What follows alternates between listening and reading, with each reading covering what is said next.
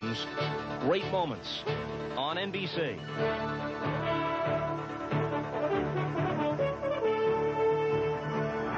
The kick is up. Gone! He did it! Tries to do it again! 3 seconds. Look at the clock. Twice in a row. 2 Sundays in a row.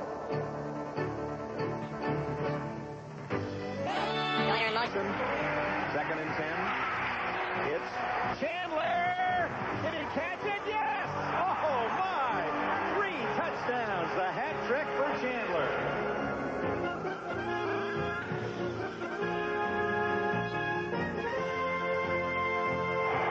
Katupu, a sure-handed runner. Ducks inside. He's down. He fumbled the ball. Dennis Smith is going to run for the game-winning touchdown. Dennis Smith inside the 30. And he's in for a touchdown.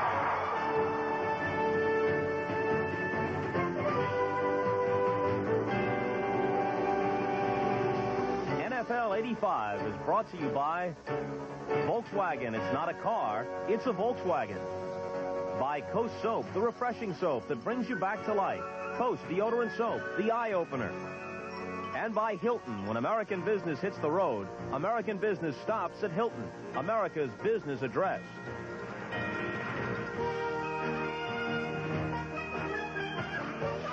Hi again, everybody, and welcome to Week 7 of NFL 85. I'm Bob Costas with Ahmad Rashad and Pete Axthelm. Coming up, most of you will see a doubleheader. There are a few exceptions. For example, in the New York area, you see our pregame show now, and at 4 Eastern Time, you'll see the Jets and the Patriots. But for most of you, the first half of the doubleheader will include one of these games. The Raiders and the Browns, both 4-2. They meet in Cleveland. Bernie Kosar will start at quarterback for Cleveland, and we'll talk with him in just a few moments. San Diego at Minnesota. Both teams are 3-3. Kellen Winslow will see his first action of the season for the Chargers. He won't start, but he will play. Dan Fouts is also available, but only in an emergency. If Mark Herman should falter, they might go to Fouts, but keep in mind, Herman has thrown for better than 300 yards each of the last 2 weeks. Cincinnati plays at Houston. The Bengals have beaten the Oilers 7 times in a row. Indianapolis at Buffalo. They played 2 weeks ago at the Hoosier Dome. The Colts romped 49-17. Curtis Dickey will play for the first time this season for the Colts, although he won't start. And as of just a few moments ago, Joe Cribbs was expected to start along with Greg Bell in the backfield for the Bills. In the second half of the doubleheader, most of the country will see Seattle at Denver. Both these teams are 4-2. Keep in mind, the Seahawks' David Craig has a history of great games at Mile High Stadium. And the Jets take their 5-1 record to New England to take on the Patriots. Ahmad Rashad's feature will focus on the Jets and their fast start. Now, starting at quarterback today for New England will be Steve Grogan in relief of the injured Tony Eason. And over the years, Grogan, for whatever peculiar reasons, seems to have very excellent success against the New York Jets. Now, as I said a moment ago, Bernie Kosar took some time to visit with us just about half an hour or so ago out on the field in Cleveland before the game today with the Raiders. Now, last week at Houston, he started for the first time in the 6th week of the season, and his performance included this 68-yard touchdown pass to Clarence Weathers. The Browns went on to win it and take their record to 4-2. All right, Bernie Kosar joins us now from Cleveland, where he'll start today against the Raiders. Did you figure you'd be the starting quarterback of the Browns this early? Coming out of training camp, Marty Schottenheimer was saying, look, it's Danielson, and we'll just play it by ear after that. What did you think? Well, I haven't really been thinking too long-term. I think the main thing I've been looking at is just trying to get myself mentally and physically ready to play each week, and things have been hastened with Gary's shoulder injury. A lot of people have said in the past, standard wisdom, it takes a young quarterback 3 to 5 years to really hit his stride in the NFL, but that wisdom has been overturned in recent years. You've got guys like Marino and Elway stepping in and playing pretty well, almost right off the bat. Well, I hope that wisdom doesn't hold true in my case. I'm looking forward to doing the best I can out there, and we have a lot of challenges for a rookie quarterback. But if you remain cool and stay patient and just use the 10 guys around you offensively, I think you could be successful at an early age in this league. Much was made of the fact, Bernie, that you wanted to come to Cleveland to play football, and Cleveland takes its share of barbs. It's not at the top of the list for most athletes as a desirable place to play, but for you it was. Tell us about it. Well, I'm about an hour from this area, and Cleveland's been a team that I've rooted for my whole life. And when I had the chance and opportunity to come home and play close to my family, I more than welcomed the opportunity. What about the reaction in Miami after your departure? Obviously, you graduated, which most people are aware of. You didn't just leave when your eligibility was up, but if you had forestalled graduation, you had eligibility remaining. Any hard feelings on the part of the fans there that they've expressed to you about that? I don't think so. For the most part, the people in Miami were very understanding, and I think the main thing was that you go to college to graduate, and I was able to get my degree, and once you get your degree, I think it's time to move on. You keep your eye on the Hurricanes these days? They played well against Oklahoma yesterday. They played an excellent game yesterday. Bernie, good luck today against the Raiders. Thanks. All right, Ahmad, he has to go up against the Raider defense today in Cleveland. No easy test. Not at all. But, you know, the best way to protect a young quarterback is when you have a good running game, and that's exactly what the Cleveland Browns have. But I talked to some of the Raider players this morning, and their plan is to stop that running game and make Kosar throw the ball. Easier said than done. How are they going to do it? Well, they have Howie Long, and they have Lyle Alzado, who played there at one time. And anytime a player leaves a team, every time he goes back, he tries to show them that they made a mistake. Lyle is the spiritual leader. He'll have them fired up today. All right, Axe, early in the season, you picked the Cleveland Browns to win the AFC Central. Yes, I also happen to pick that Kosar would be starting in Week 6. So I'm as brilliant as a man who's been 8-2 the last 2 weeks. And modesty, of course, remains one of your premier virtues. What's the pick on the game itself, the Raiders and the Browns? No pick. Of course, courage is not listed among Axe's virtues. Lunacy, yes. Courage, no. All right, let's proceed to those you have made a selection on, the Jets and the Patriots in Foxborough. Can a team play 2 Super Bowls in 1 week? The Jets played a Super Bowl effort Monday night. I don't think they can do it again. New England's offensive line is getting healthy. I think their receivers will burn the Jets' man-to-man coverage. I like the Patriots plus 2.5 points as the best bet today. Saints and Falcons, the game is pick 'em. You might be wondering why any sane human being would pick a game like this. But then I wouldn't be wondering why you would pick it. But the reason would be that he has the stat of the week, which is since 1979, in Atlanta's game in Week 7, the home team has covered in the odd-numbered years. If that isn't reason enough, I love teams that have never won. I'm taking the Falcons in a pick 'em game. Of course. The Bills are pick 'em against the Colts. The Bills are at home. Just when you thought I'd found the most dismal game of the week, here's one that's even worse. But the Bills are very good avenging divisional routes. The Colts routed them. Cribbs is back. I like the Bills in another pick 'em game. Cowboys are a 4-point favorite at Philly. Eagles coming off their biggest win since they went to the Super Bowl 5 years ago. Will they have a letdown? In this case, I don't think so. I like the Eagles plus 4. All right, the Seahawks and the Broncos, big doubleheader game. Most of the country sees it beginning at 4 o'clock Eastern time. The Broncos are at home and a 3.5-point favorite. That's right, and it should be a great game. But Denver's 4 victories this year come against teams with a combined record of 6-18. They haven't beat a good team yet. They're playing a good team today. I like the Seahawks taking the 3.5. All right, by way of review, here are Axe's selections for this Sunday. The Jets are a 2.5-point pick over the Patriots at Foxborough. Take the points, says the Axe. The Saints and the Falcons, a pick-em game. Go with the Falcons. The Bills and the Colts, also a pick-em game, despite the fact that the Colts demolished them at the Hoosier Dome just 2 weeks ago, and this time the Axe comes down on the side of the winless Buffalo Bills. So since this game is pick-em, that means Axe thinks Buffalo will be in the win column for the first time this year. The Cowboys and the Eagles at Veterans Stadium in Philadelphia, where the Eagles played very well last week against the Cardinals. Take the 4, says Pete Axthelm. And the Broncos and the Seahawks in one of the day's most attractive games. Denver is a 3.5-point choice. Too much. Go with the underdog, Seattle, in the game at Mile High Stadium. And we'll go to Washington, D.C. live to get the observations of Larry King when NFL 85 continues. Stay with us. Throughout the sports world are preparing their denials about whatever Larry has to say, so proceed to outrage everybody. Thank you, Robert. In Washington, by the way, no comment is the big word. In sports, it's denial. I will tell you that we've run 9 exclusive stories in 6 weeks. 5 have come true. 4 are on hold. All 9 were denied. We've just learned Gary Hogelblum will play today for Dallas. Danny White is hurt. Gary Hogelblum will start for the Cowboys.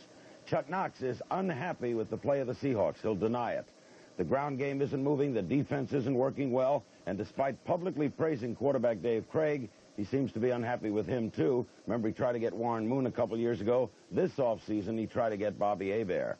Next coach to be fired in the NFL, probably Hugh Campbell in Houston. Last week, the Oilers drew only 38,000, lowest attendance this year, had 8,200 no-shows. The replacement could be Dick Corey, just out of the USFL.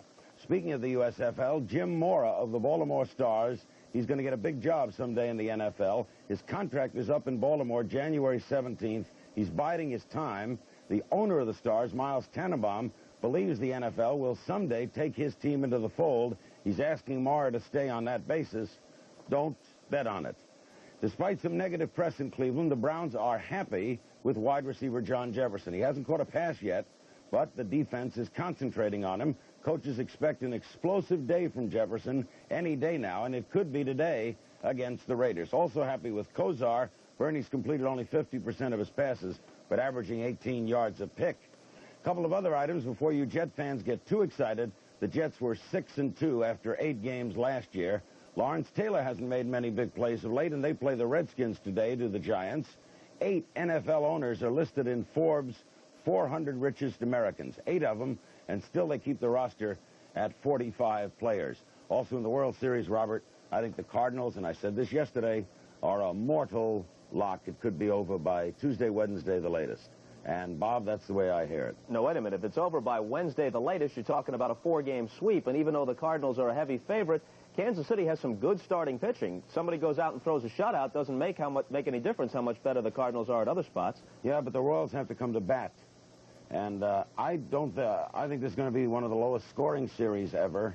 And I just think the Cardinals, in fact, in my opinion, Brett is the only Royal who would start on the Cardinals. All right, now let's turn back to football. David Craig threw 32 touchdown passes last year. Only Marino threw more. He leads the NFL with 15 touchdown passes this year. It seems to me that Chuck Knox's greater concern would be his defense and the turnovers that have plagued his team, not Craig. The word I get, and this is out of the Seattle front office, Bob, is that he is unhappy with the whole picture. He thinks Craig should be moving the team better. He thinks it's more of a leadership factor. He's not, I don't mean to imply that he's terribly unhappy with him, but he could be happier. Then they'll deny it. All right, Larry, in the past we've talked about the item concerning when teams run the football more than 40 times in a game. They almost always win. Now, part of that may have to do with the results that come about when you have a strong running game, but the other part of it is that when teams get ahead, they run the ball to run out the clock, and that piles up the total attempts. So it's a little bit of a misleading stat, right? Yeah, but the figure is 27 teams have run the ball 40 times this year. 26 times they've won. The only team that lost is Atlanta, and Atlanta would lose under any circumstances. Larry King, thank you very much. When we return on NFL 85, Ahmad Rashad focuses on the 5-1 New York Jets. Are they for real this time? We'll be right back.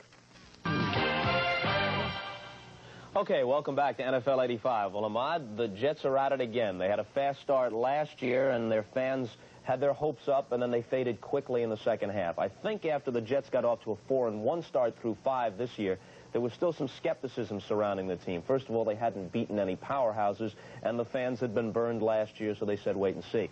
But after the Monday night win, such a convincing win against the Dolphins to take them to 5-1, I think there are some believers in their camp again. Well, Bobby, there's a big change out there at the New York Jets. I spent some time with them. These guys, and you got to give Joe Walton the credit because he has these guys playing week to week. They're not looking ahead. And when the season started, a lot of people thought this team was not going to be a very good football team. Well, in the last 4 or 5 weeks, a lot of things have changed. And the biggest change has been the attitude of the New York Jets. In the season opener, the New York Jets were embarrassed by the Los Angeles Raiders 31-0, and it seemed like the Jets were in for a long season. But 5 games later and 5 straight wins, including a big win over Miami last Monday, and the optimism returned. And when you talk about the Jet offense, you talk about Ken O'Brien and Freeman McNeil. Now, Freeman, it looks like you picked up right where you left off last year. On Monday, you're running the ball super. Well, I got great handoffs from Kenny here and tremendous blocking from my offensive line. So, holes are there, and we're able to read, and we're able to make things out of something that would probably be nothing simply because everyone's playing hard and very confident in what they have to do. I think it's obvious that Freeman downplays what he can do. He takes the load off the offense as a whole. We give the ball to Freeman, nothing's there, and he shakes this way and shakes that way and at least stumbles through for a few yards. And it makes the passing game go. The offensive line has confidence, and once you win a few games, get a few yards in the air and on the ground, everyone believes in, so you go out there knowing you can get the job done instead of trying to make things happen all the time and struggle from behind. But all of a sudden, it's getting fun, isn't it? It gets fun. You know how it's like when you're winning, everything's fun. When you're losing, you just drag around. But it's fun to come in and work. It's fun to be around the guys now. And it's just one of those things that it's hard to explain to other people if you haven't been there. But it's a great deal, and hopefully we'll keep it going the rest of the season. Last year for the New York Jets, it was sort of a tale of 2 seasons. They were 6-2 at the halfway point and very cocky around here. The second half of the season, they went 1-7. So much for cockiness.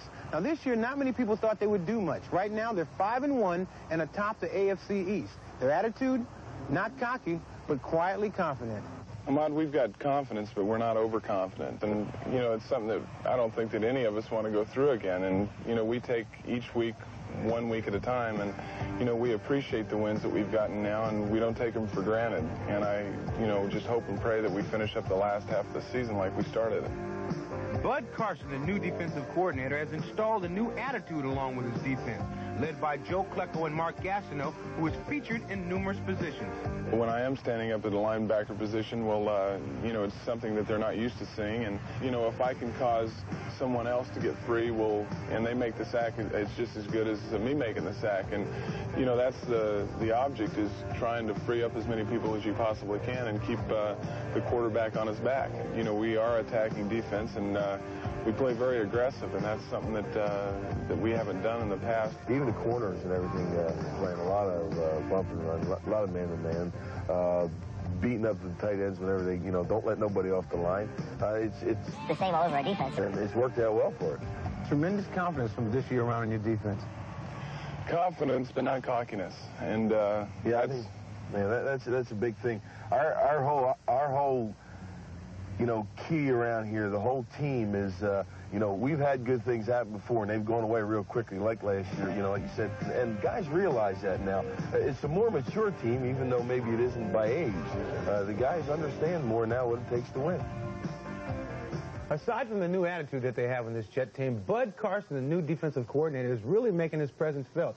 Because in the National Football League, in order for you to win, you can have a good offense, but you got to have a defense that attacks. You can't be a passive defense where you let teams come out and dictate to you, and the Jets have not been that in weeks past. Well, whatever the approach, the results can't be argued with. Fewest points allowed in the entire league, an average of only 14 a game. But no matter whether it's a good year or a bad year for the Jets, they always seem to have trouble with the Patriots, particularly at Foxborough. Well, you know what, New England causes problems for everybody because you can never tell if the team's going to play well. I mean, they've always had talent, but you can never tell what's going to go on up there. It's just, it's remarkable. It's something that probably drives Axe crazy. And speaking of Axe, when we return on NFL 85, we will visit the laboratory of mad scientist Pete Axtone. Don't go anywhere. As we continue, folks, remember the 60s hit Monster Mash? Well, in the best tradition of Bobby Boris Pickett, Pete Axtone was working in the lab late one night when his eyes beheld an eerie sight, and, well, we'll let Axe take it from there.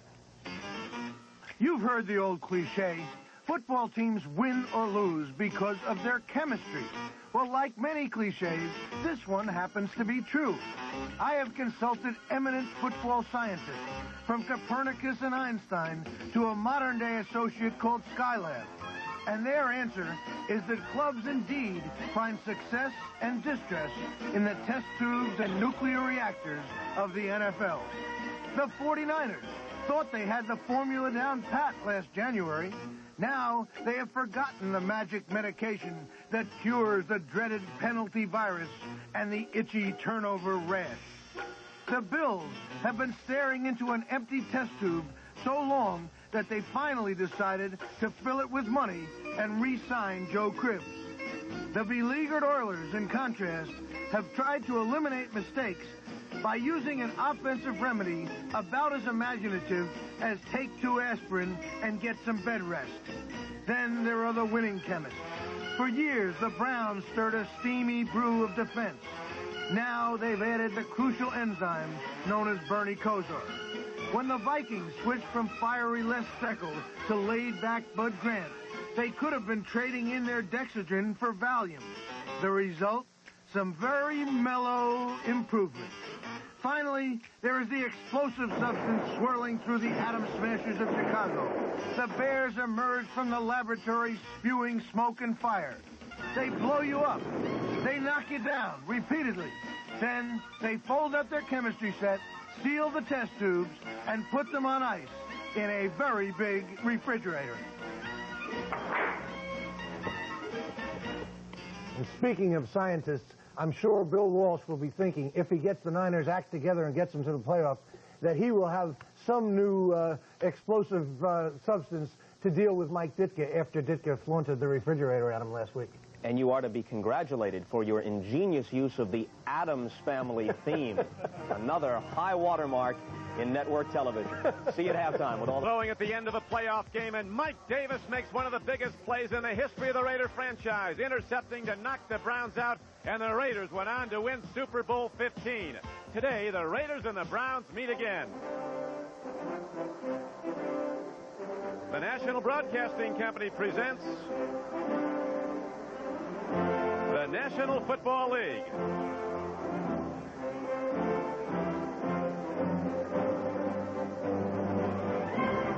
Today from Cleveland Stadium in Cleveland, Ohio, it's the Los Angeles Raiders versus the Cleveland Browns. Brought to you by Audi, the art of engineering. By Sony Super Beta, the VCR that gives you a picture 20% sharper than VHS. And by exceptionally smooth Michelob. Where you're going, it's Michelob. Big game day in Cleveland as the Raiders have come to town to meet the Cleveland Browns. Good afternoon, everyone. Don Criqui with Bob Trumpy on an overcast day. Good for football. Temperature in the 50s. The Browns have never beaten the Raiders here in Cleveland, and the Raiders, of course, a team that stirs strong emotions everywhere they play. They've been pointing to this game a long time in Cleveland, but to beat the Raiders, Trump, you've got to stop number 32, Marcus Allen. He is a real treasure for the Los Angeles Raiders. In his last 46 games, 48 touchdowns. He averages about 120 yards rushing and receiving, and this is the guy that the Dogs have to beat up on today.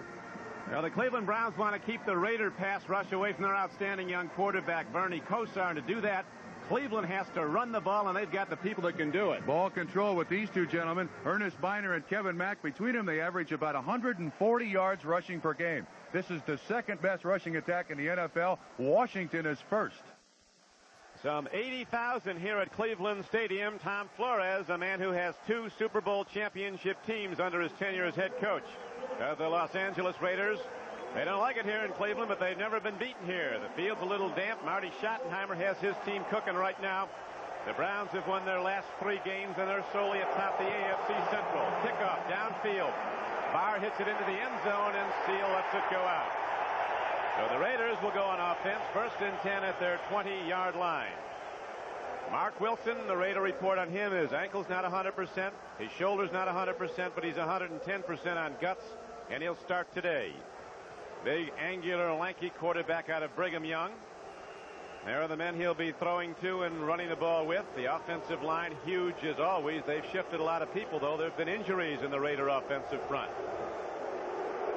Marcus Allen aligned as the lone setback. Hawkins going in motion. The money back. Marcus Allen on 1st and 10. Gets some, not a lot. Bob Golick, the nose tackle for the Browns, made the tackle. Cleveland, a very tough defensive team. Golick in the middle. Reggie Camp is their best pass rusher. The linebackers on the outside in Chip Banks and Clay Matthews, 2 former Southern California Trojans. They have 2 Pro Bowl players, great players. Minifield and Dixon very strong at the corners, and Don Rogers, a second-year player out of UCLA, is a real whammer at the safety position. Right now it's 2nd down and 8. Wilson takes a look.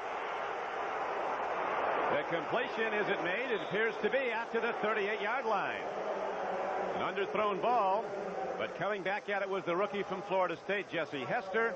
And so a 17-yard gain results, and Trump, the Raiders, a team that's had problems getting the ball way downfield, does so early. Don, prior to the ball game and talking to Al Davis and Al Locasal of the Raiders, both reported that there are several guys in the black and silver with the flu. They don't know what effect it's going to have on the football team, but they were throwing up and having all kinds of problems last night. That was Jesse Hester's 14th reception of the season. Now the Raiders go back to the run. Straight ahead is Frank Hawkins, and the Browns don't give much up the middle. Frank Hawkins, fifth-year player out of Nevada, Reno, a power runner and primarily a blocker for Los Angeles. Watch 56. Chip Banks almost plays his linebacker spot like a defensive lineman. Marty Schottenheimer's got to like this situation. The best part of his team starts the football game. That is his defense, nicknamed the Dogs here in Cleveland. They bark as opposed to slap hands when they do something good. Barking that defensive huddle. They've been barking in the stands here at Cleveland. Now it's 2nd down and 7. Wilson's looking at Christensen. He's got him for another Raider first down, and he's not done till he gets to the 47-yard line. Might have gone a lot farther than 11 yards had not the footing betrayed him. Christensen with his 36th reception. He's the leading pass catcher for the Raiders again. This is one of the things that I think will work against the Cleveland Brown defense. A short, very precise, and high percentage passing offense by the Cleveland Browns. Hanford Dixon on the tackle. And they'll mark the receiver and not the shoe there. First down pickup. 49 games in a row now. Christensen's caught at least one pass for the Raiders. He'll probably catch a lot more. Marcus Allen takes it down to the 43-yard line. A straight-up slashing runner with that great ability to cut like a quarter horse, but there wasn't much there. There hasn't been so far. Inside linebacker Eddie Johnson filled and made the stop for Cleveland. Cleveland Browns defense has only allowed one score in the first period so far this season. Only allowed 7 touchdowns all season. They're tied with the Eagles as the lowest in the National Football League, each with 7 allowed so far. So the Raiders, who've been hitting on the long yardage plays, let's see what they do now on 2nd down and 8 with no score in the first quarter at sold-out Cleveland Stadium. Marcus Allen going for the football, and Marcus Allen had it and lost it at the 10, and there's a penalty marker down. Now there is not. That was just dropped. Clean play. You see the ability. There's, I think, a beanbag dropped by the official. No, it's marked. It'll be 3rd down. Allen. This ball is thrown on the wrong side of the receiver. Wilson's got time. Now watch the adjustment that Allen makes. Back over his inside shoulder. That's an easy catch. Bounced right off his face mask. He won't do that very often. One of the most sure-handed receivers in the NFL. He is that. Comes in with 25 receptions. So the Raiders almost hit big, but now they go to 3rd and 8. Jesse Hester pays the price, but he holds on. See where they spot the ball. Hester had to get down to the 36-yard line of the Browns. He's going to be short of that. Al Gross on the hit. Good coverage. Very high percentage pass by Mark Wilson. Obviously trying to keep the Cleveland Browns defense off their quarterback. 1, 2, 3 steps and throws. That's a big tackle, and it does appear that the Raiders are going to go for it here on 4th down and about a yard. Cleveland defense, as you know, Trump, the #1 defense in the American Conference, tested now, as will the Raider offensive line. Marcus Allen 8 yards off the line of scrimmage in the I set on 4th and a yard. Allen over the top, and he's down to the 35-yard line, and the Raiders drive on. Los Angeles coming off the ball with gusto there, and the great athlete Marcus Allen takes it over the top for the first down. Oh, you see the root hog of the offensive line there for the Los Angeles Raiders. And gee whiz. Talking about an athlete. Bob Beeman there on the Fosbury flop for a first down. That's the 7th time the Los Angeles Raiders have gone on 4th down and inches. 3rd time they've made it, Don. You know who that is?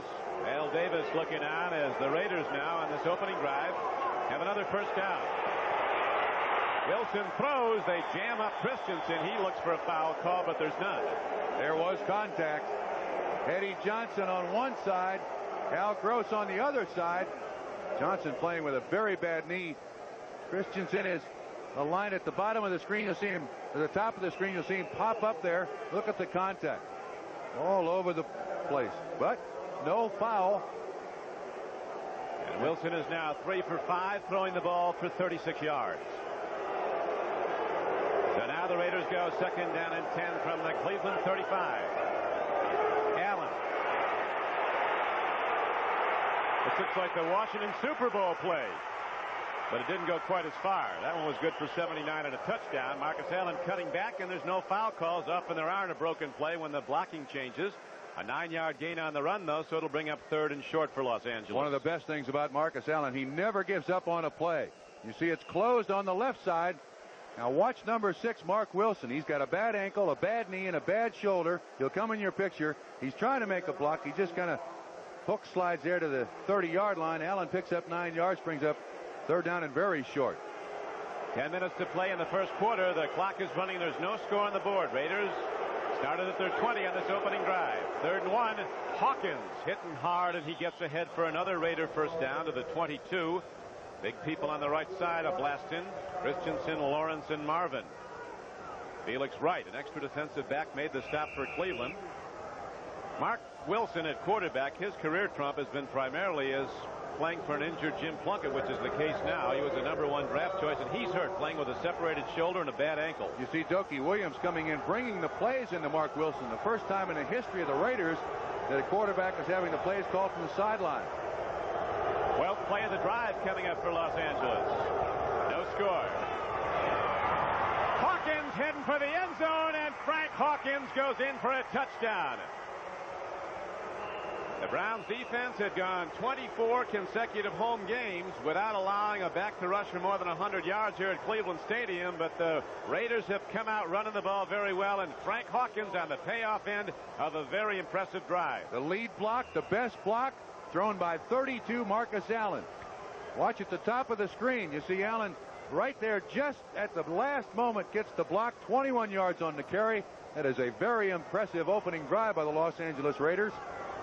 And that certainly quiets a crowd of 80,000 at Cleveland Stadium. Now Chris Barr hits the extra point. His brother Matt is the kicker for the Cleveland Browns. So the Raiders look good on the opening drive, and they take a 7-0 lead with 9:10 to play first quarter. Well, you like to start any game with a drive like the Los Angeles Raiders just had. Marcus Allen and Frank Hawkins there in tandem. The run by Hawkins. The block by Marcus Allen, 12 plays, 80 yards, 5 minutes and 50 seconds. And we'll show you another replay of that run with a tremendous block by Marcus Allen, who really gained a claim at USC, blocking for Charles White the year he won the Heisman Trophy. Now Chris Barr ready to kick off for the Raiders. It's a high one downfield, not too deep though. And he'll have to do it over again from his 30 as it goes out of bounds.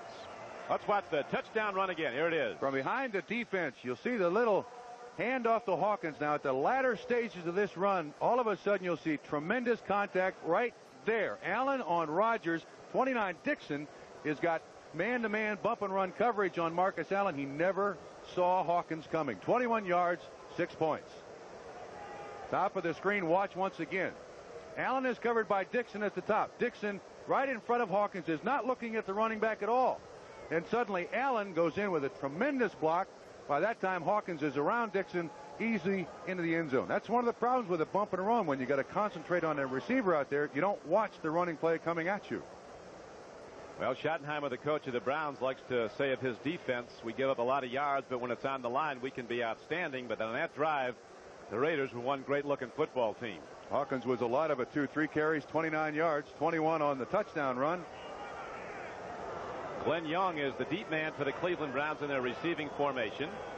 Chris Barr was waived by the Cincinnati Bengals, went to the Raiders in '80, played in that team in January of '81 that won the Super Bowl.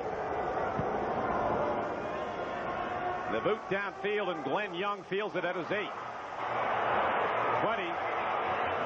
And the Raiders come a hitting at the 25-yard line, so Bernie Kosar and the Cleveland offense come out for the first time. Kosar, the rookie from Miami at quarterback. Kevin Mack has been one of the top runners in the league this year, and Viner gets a lot of yards. Best receiver is the tight end, Ozzie Newsome. The offensive line is not full of #1s. In fact, there aren't any, but this offensive line's taken pretty good care of the QBs. Only 14 sacks, just 1 in the last 4 games allowed. Great run blockers, and that's what the Cleveland Browns want to do. They really do. They've got to keep the Raider rush off Kosar. To do that, they've got to maintain possession by jamming the ball at Los Angeles, and they go to the run. Kevin Mack drops it up the middle, and he's out across the 35-yard line. Van McElroy knocked him down, but Kevin Mack, going straight ahead, gets 10 yards. Long, Piquel, and Alzado, they're all outstanding. Long might be the best at his position in the league.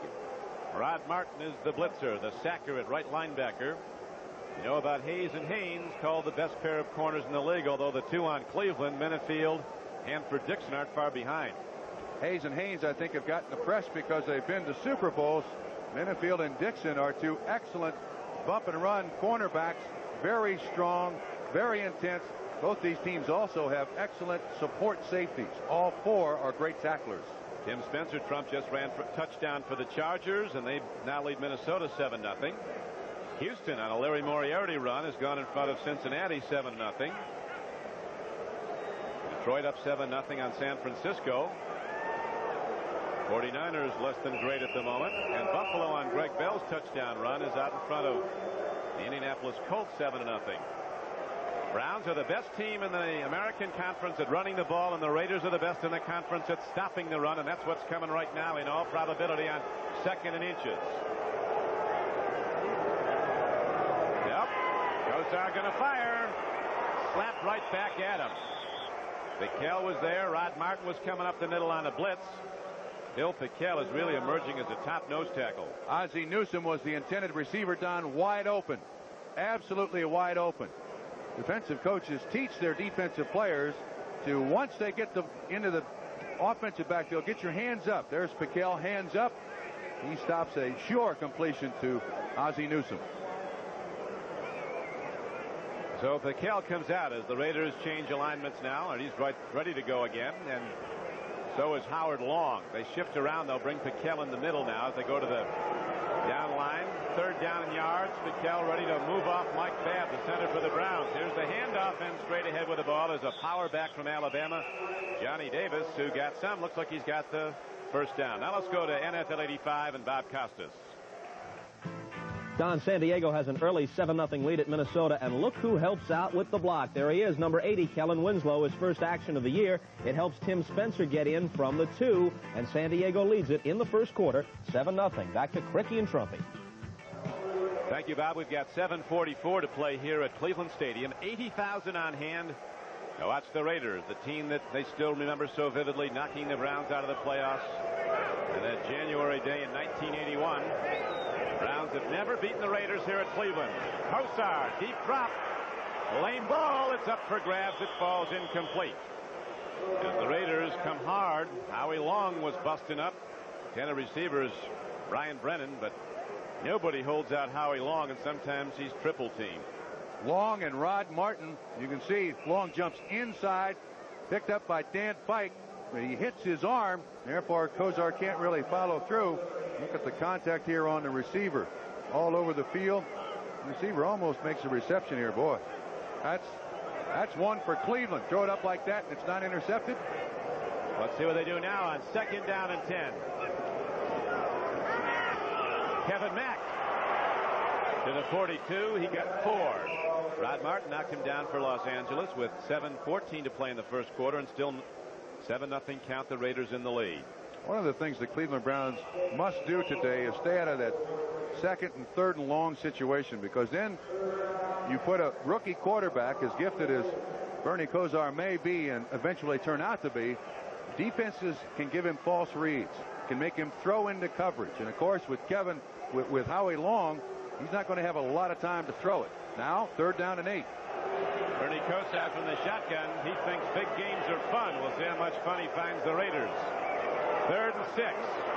Letting it go long. Clarence Weathers is out there, and he has the ball for the Browns at the 27-yard line of Los Angeles. So Kosar, who thrives on the blitz, as is a collegiate and through his early pro games, hits on a 34-yard throw against a full blitz right to Clarence Weathers, who's been a destroyer off the flank, maybe the smallest player on the field. Last week he had 3 catches for 146 yards.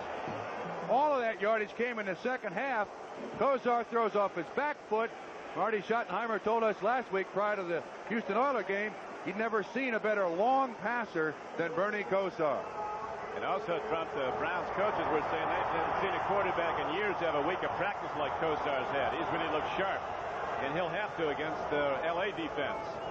Kevin Mack goes to the run, and the best running team in the American Conference on 1st down moves the ball to about the 23-yard line of Los Angeles. Rod Martin was on the stop. This is that breathless time of the football game for both teams. The Raiders take the ball down the field and score. Now the Browns need an answering drive. Started at their own 26-yard line. Big catch by Weathers. They can compete with Los Angeles if they can run the football. Raiders are leading the game. They drove 80 yards with their opening possession to take a 7-0 lead. John Jefferson is now in the game. He's on the right flank. Former San Diego Charger and Green Bay Packer. That's Jefferson in motion. Kosar sprinting out, call play, throwing on the run, penalty marker down, incomplete pass, but the marker is down in the Raiders secondary. They're looking at Jefferson, who's yet to catch a pass since coming to Cleveland. That's going to be on Mike Davis, I believe. Strong safety for the Raiders covering Ozzie Newsome. Their legs kind of got a little tangled up. Raiders don't mind that. They really don't mind that. With all the bump and run that they use, there's going to be contact, and they'd rather make the contact and take the chance that the official's not going to drop the flag. You see Newsome come out right in the middle. You see Davis pushes him down. Flag thrown.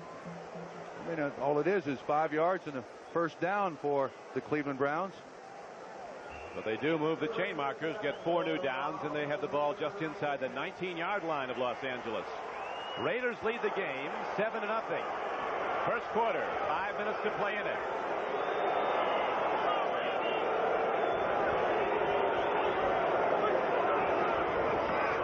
Biner working hard, is down to the 16-yard line. Ernest Biner, a good back. Low draft choice, a 10th rounder, but he's averaging over 4 yards a carry, has gained over 400 yards, as you see, and been in the end zone 5 times, 4 on the run, once on a pass reception. If Biner has a problem, it's just hanging on to the football. That's the only problem that kid has. He's out of East Carolina, who also produced Tony Collins, the gifted running back for the New England Patriots. And these 2 running backs for the Cleveland Browns, probably the least known running backs in the NFL. Second down and 7 now for the Browns. Kosar, they pick up the blitz nicely. He releases. It's caught by Ozzie Newsome down at the 5-yard line. What a throw. The man who's caught more passes than any receiver in football over the last 6 years.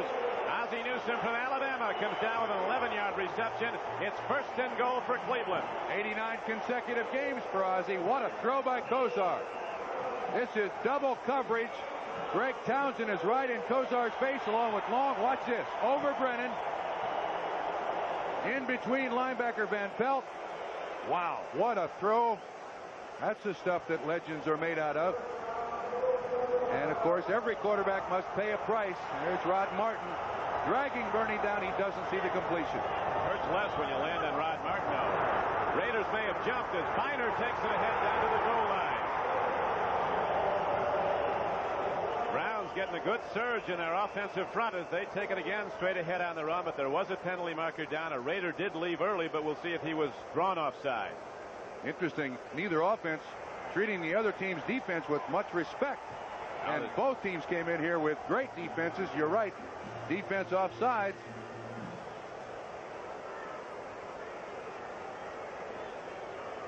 Got about 5 yards on the run.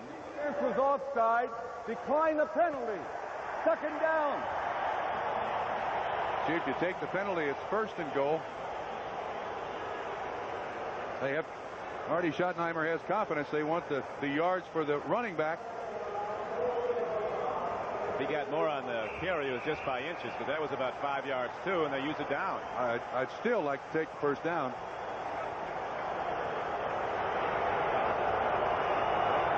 So the Browns looking now to tie the game, getting ready to challenge. Bang! Biner. Touchdown, Cleveland.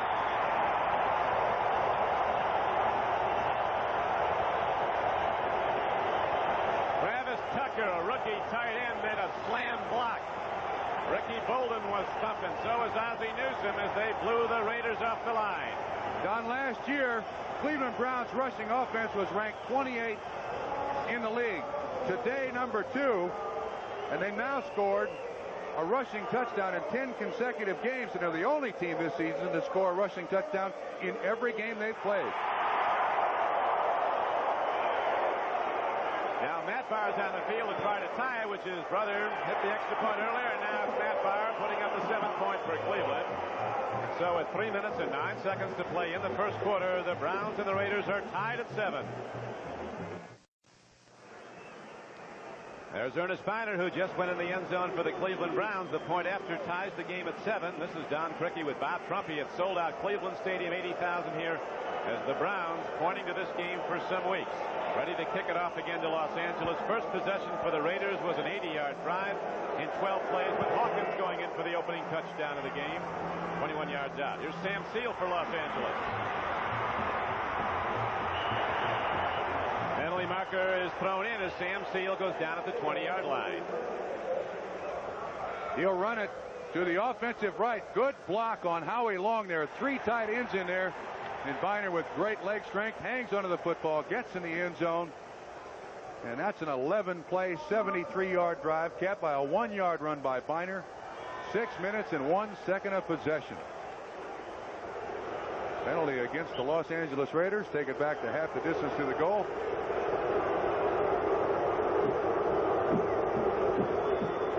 That hurts. Starting a long way out.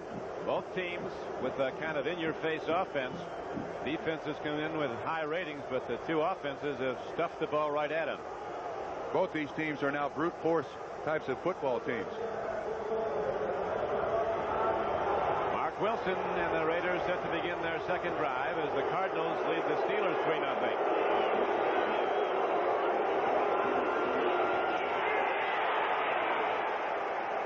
Marcus Allen taking a lot of helmets, a lot of hits. Maybe the #1 attribute of the great runners is courage. A guy like Allen, who ran it 28 times last week, probably got hit 80 or 100 times in that game by different people. Allen 5 carries for 20 yards. There's at least 4 people pounding on him every play because they know where the ball's going most of the time. Tackles that time made by Eddie Johnson and Tom Cousineau. Raiders gaining a lot of yards so far up the middle of that Dogs defense. Wilson gets some time, and he gets it out, but he's too wide for Marcus Allen. Al Gross defending, but he didn't really have to, as it was not near Marcus Allen. They're taking pretty good care of Wilson, though. Yeah, you talk about a guy with no respect, though. He's the Rodney Dangerfield of the NFL. 16-9 as a starter, 3-0 in 1985. Watch Dokey Williams tell him to play from Tom Flores. But for some strange reason, he's never really been able to take over the starting job from that guy right there, Jim Plunkett. Whole career has been filling in for an injured Jim Plunkett. Of course, Jim is out for the season with a shoulder separation. Mark Wilson, though, was no unknown coming out of BYU, a #1 draft choice who set 11 NCAA passing records. Close. That time they put the big heat on. Bob Golick is really coming up the middle. The nose tackle for the Cleveland Browns. The big 270-pounder from Notre Dame now in his 6th year, pressuring Mark Wilson. And so 4th down arises, and the Raiders have to punt the ball, and Cleveland could get very good field position, although the Raider punter, Ray Guy, is having a tremendous year. There he is, Ray Guy, last week. Punted the ball 10 times against New Orleans. Only 1 was returned, and that was for no yards.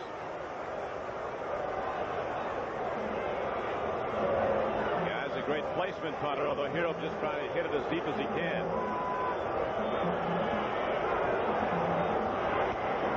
End over end punt, not too deep. Clarence Weathers comes up on the ball for Cleveland. He's got a chance. The chance runs out as he goes out of bounds at the 44-yard line of Los Angeles. Then a penalty marker came in. It was a 34-yard punt and a 4-yard return. That's a clip. It's Ben Dreith, the referee. Brad Van Pelt was clipped right in front of the Cleveland Browns bench. Now called illegal block in the back. Illegal block in the back. Receiving team number 37. Boy, did that hurt. Yeah, it really was senseless, too. Watch right there. I mean, he's not going to gain another inch even with the block. Poor choice by Rockins. We'll be back in a moment.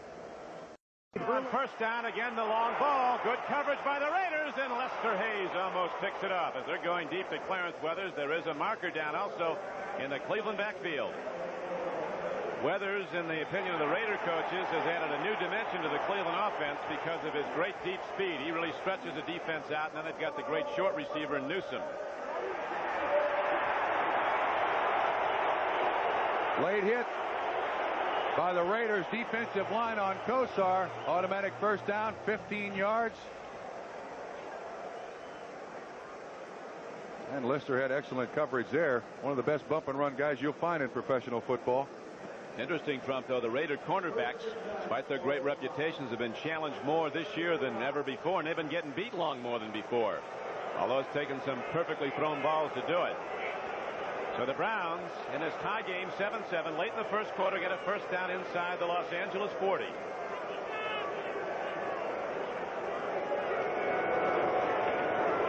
Kevin Mack.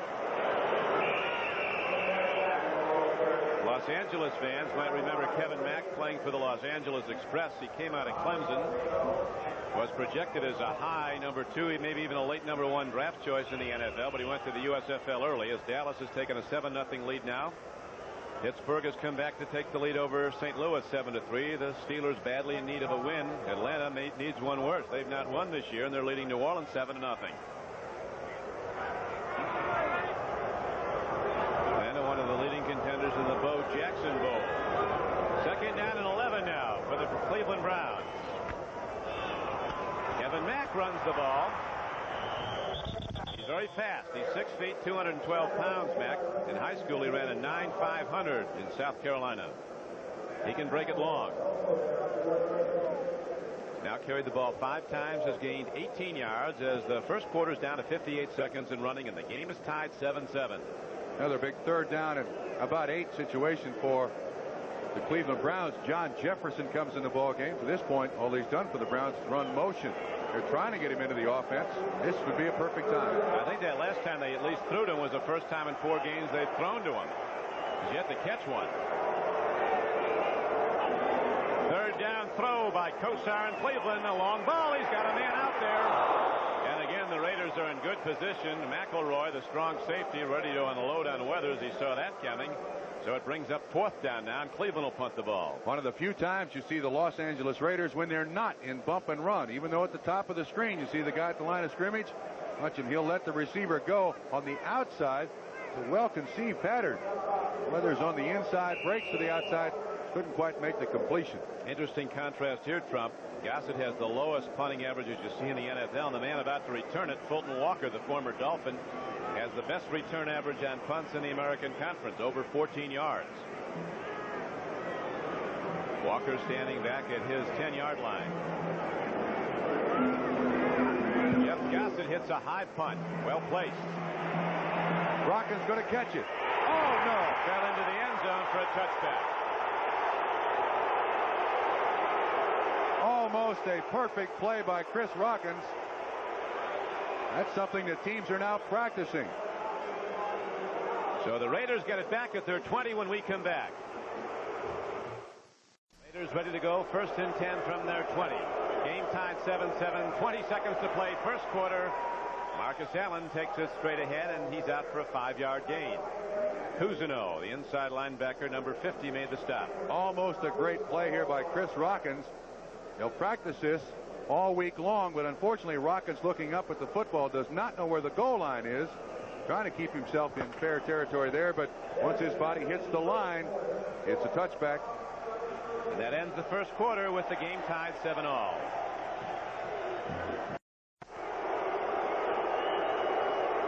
Browns crew at that sodded inn where the Cleveland Indians play baseball all day long will be out there trying to fix that. It's only been down 2 weeks. As bad as that is, it's a lot better than the sand and dirt that they have there. I'm not sure. No, it is, really. Pretty loose.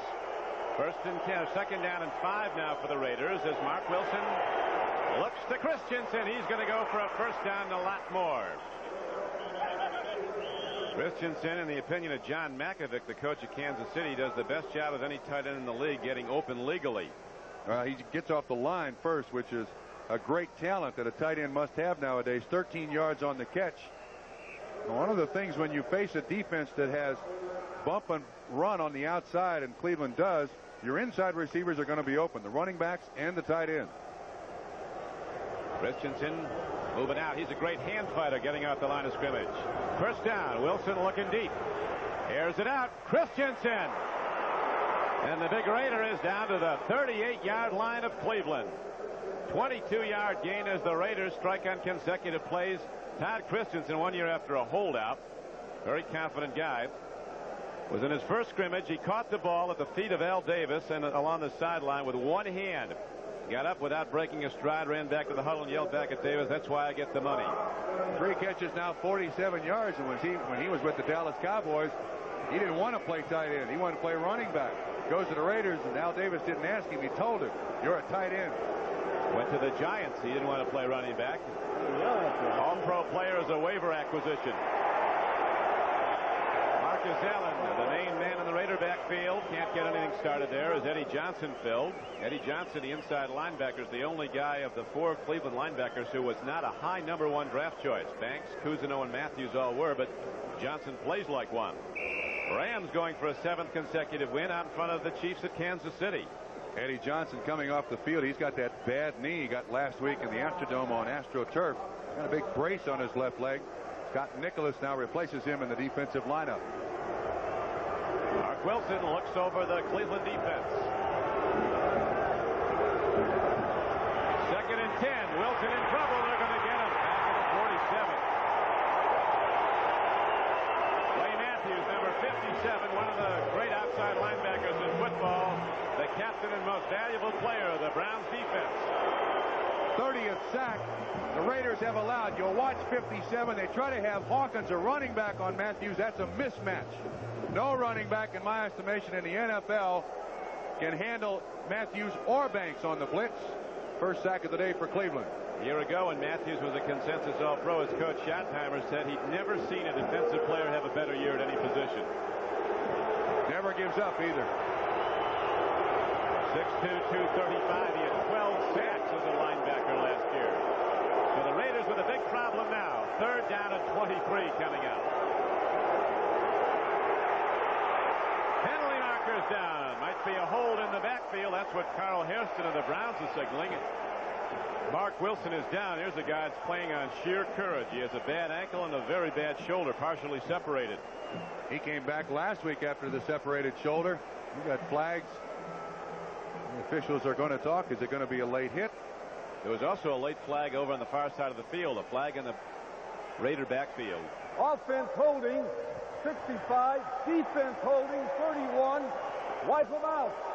Out of the push. They'd mentioned the fact how injured Mark Wilson is. I noticed that Ray Guy took several snaps in the warm-up, threw the ball a couple of times. You see the one flag. We don't see the other. But Wilson got up.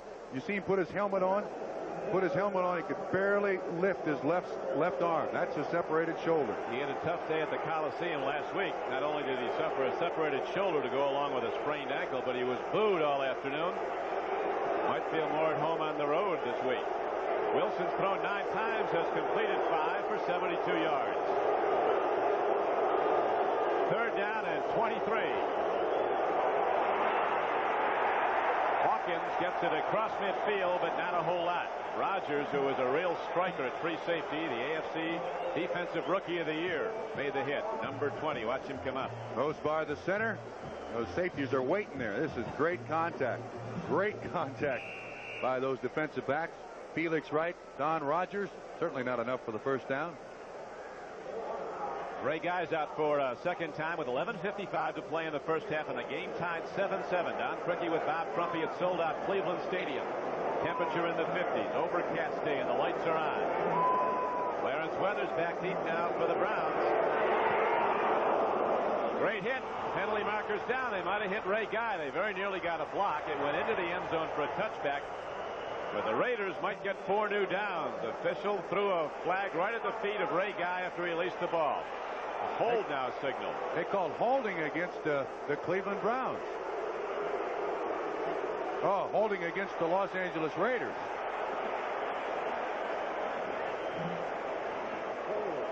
So, 48-yard punt that just carried into the end zone for a touchback. We'll see what the Browns elect to do here. They're sending Weathers back out to receive another one. They're going to make him re-kick. That's one of the things you like about Ray Guy. He has such great athletic skills. It's hard to get a snap by him. Remember the Super Bowl? They felt that turned the game that That was absolutely... Holding number 31, decline the penalty, touchback. He's such a gifted athlete. He's listed as their 3rd quarterback now. He went up to catch that one punt snap one-handed in the Super Bowl, turned the game around. Game is tied 7-7. Second quarter, 11:33 to play in it. Browns go to the run. Kevin Mack looking for a place to move, and he's struck down by Van McElroy. Strong safety for the Raiders. Kevin Mack, good runner, good yardage, averages over 5 yards a carry. The Giants have just gone in front on a Sims to Mark Bavaro pass to 29 yards. Houston's extended its lead over Cincinnati to 10-0. Detroit and the 49ers tied 14-14 in the second quarter. New Orleans and Atlanta now tied up. Dave Wilson just threw to Wayne Wilson for a Saints touchdown. 2nd and 7 for the Browns.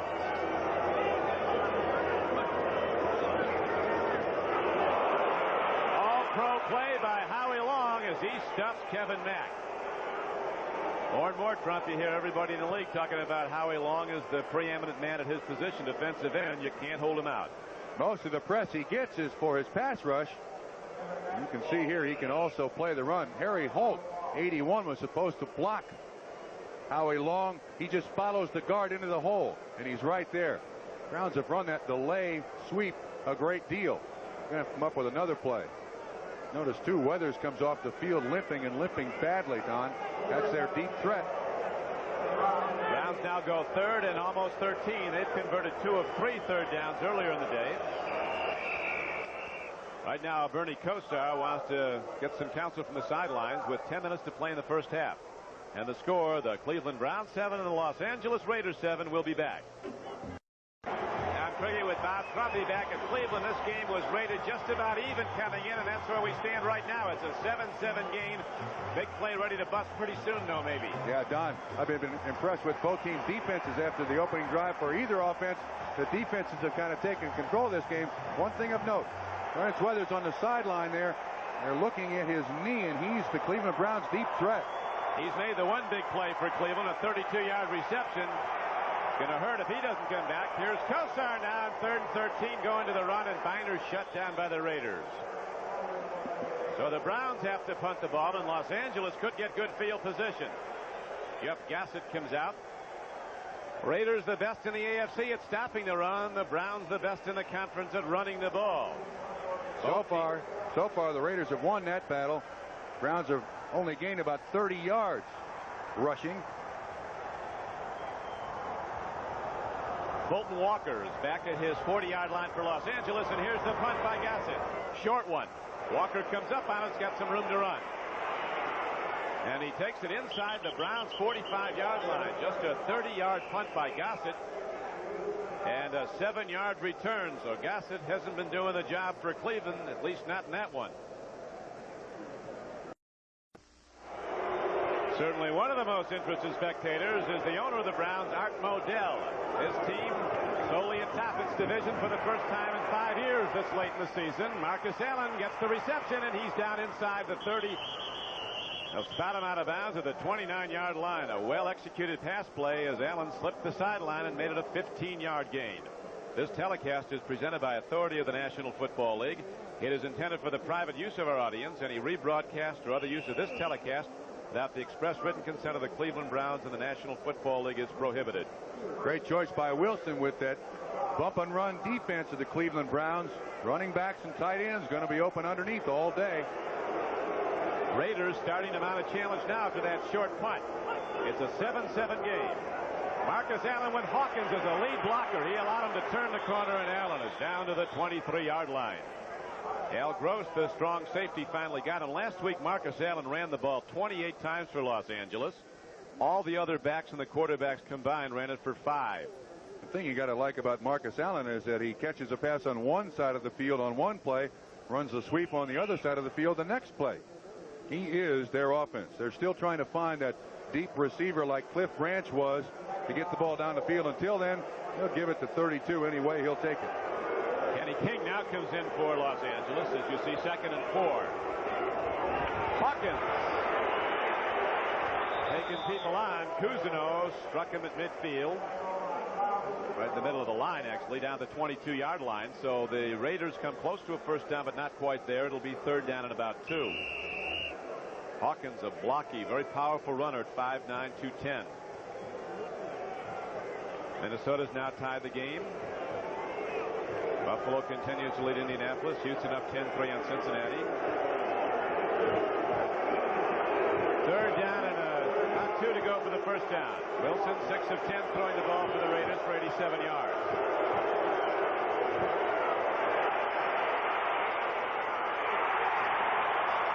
Almost, but it brings up fourth down as Christensen was hit with a well-timed blow by Eddie Johnson.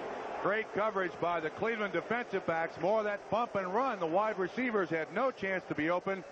Christensen still almost makes his catch. Watch Eddie Johnson, 51. Well, that's Banks right there with Marcus Allen. Kind of run together. And Eddie Johnson does the cartwheel on Christensen. Can't make the catch. Fourth down and Barr tries a field goal. Chris Barr ready for a 29-yard attempt. 39-yard attempt with a 10 into the end zone. Hold at the 29.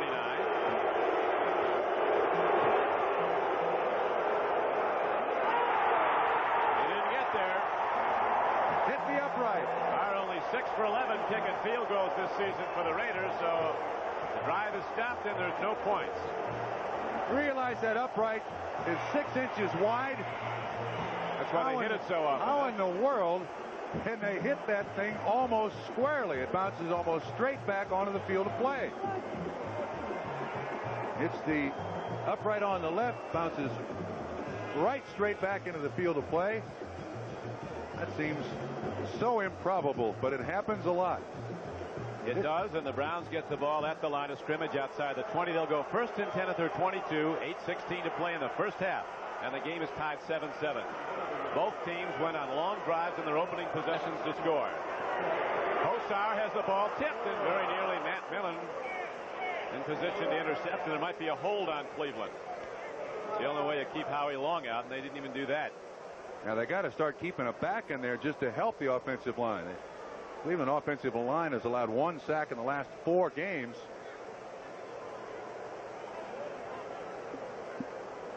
This really takes an offense out of its game, though. It's a killer holding. 10 yards. It's holding. It's against Cleveland. Ricky Bolden, number 77. He was blocking on number 75. Bottom of the screen. Howie Long right in front of him. Look at the strength of both of those guys. And when Bolden has his arm around the front of Howie Long, you see Howie Long tip the ball. He gets the holding call on him and tips the ball too. Not a bad play by Howie Long. We were told the Browns were going to sprint out a lot away from Howie Long's side. They'd only done it a couple times. Now on first down and 20, they go to the run and get nothing at all as Kevin Mack is stuffed at the line. And we pause briefly for station identification. This is the NBC Television Network. This is WKYC TV3 in Cleveland. We're at Cleveland Stadium. 80,000 are here. The Browns already have had an 80,000 house for the Pittsburgh game. They could have one next week when Washington comes in.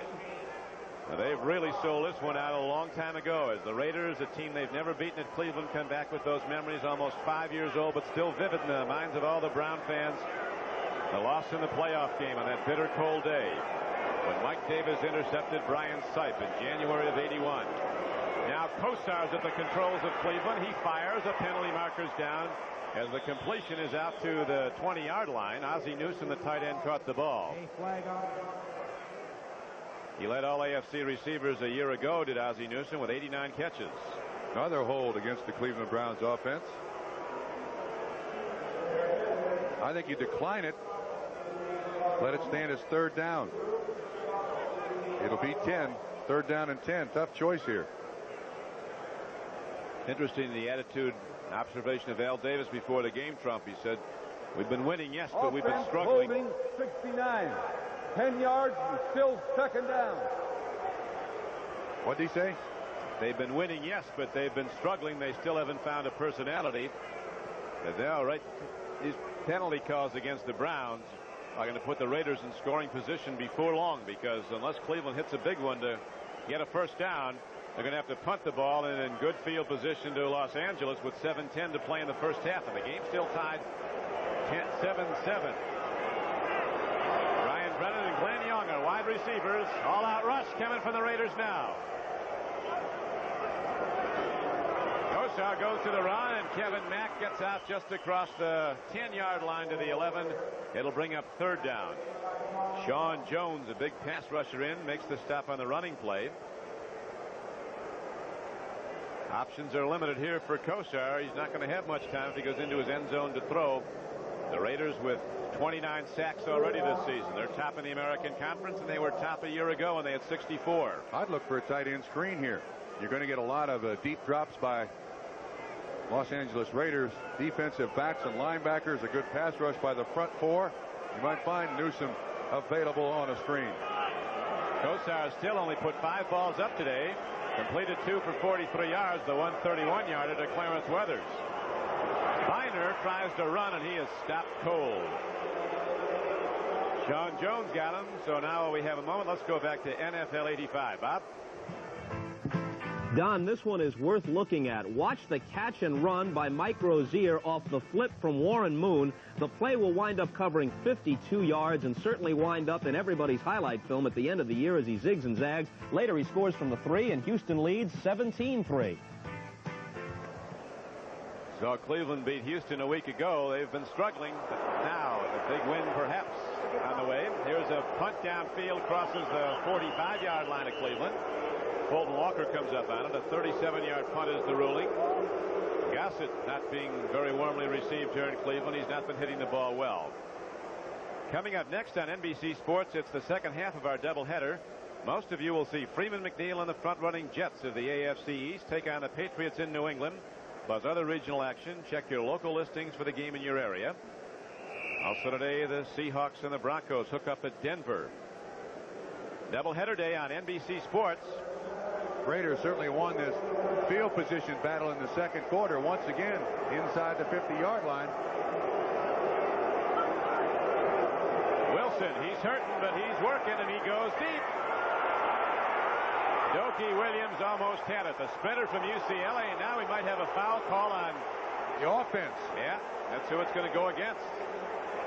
They try this Minifield, a little corner, number 31. He's only about 5'8". But he's got a 44-inch vertical leap. It's what that basketball star of some time ago, David Thompson, used to have. So you can throw on him and throw high on him, but he can go up and get it. Dokie Williams, I think this ball was intentionally underthrown. Watch Dokie Williams put his hands out, push, Minifield. Pass interference number 85. 10 yards. That's a good call by the officials. A lot more liberal rules now for defensive backs. It looked like, Trump, at the outset of the day we were going to see a lot of touchdowns. The Raiders went 80 yards with their opening drive to take a 7-0 lead. Browns came right back, went 72 yards to tie the game, but that's where it stood. Raiders missing a 39-yard field goal their last possession. It's still a 7-7 game. Marcus Allen takes it across the 45-yard line on a 1st and 20 play. He got back about 7. Cousineau knocked him down. Marcus Allen, a young man who's known the heights. The Heisman Trophy winner in '81. Super Bowl most valuable player. The main man in the Raider offense.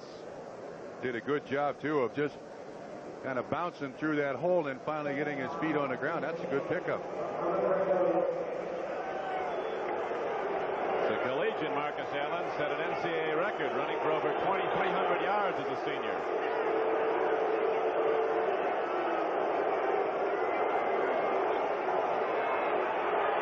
Wilson looks, and he's looking at Marcus Allen. A free ball that's incomplete.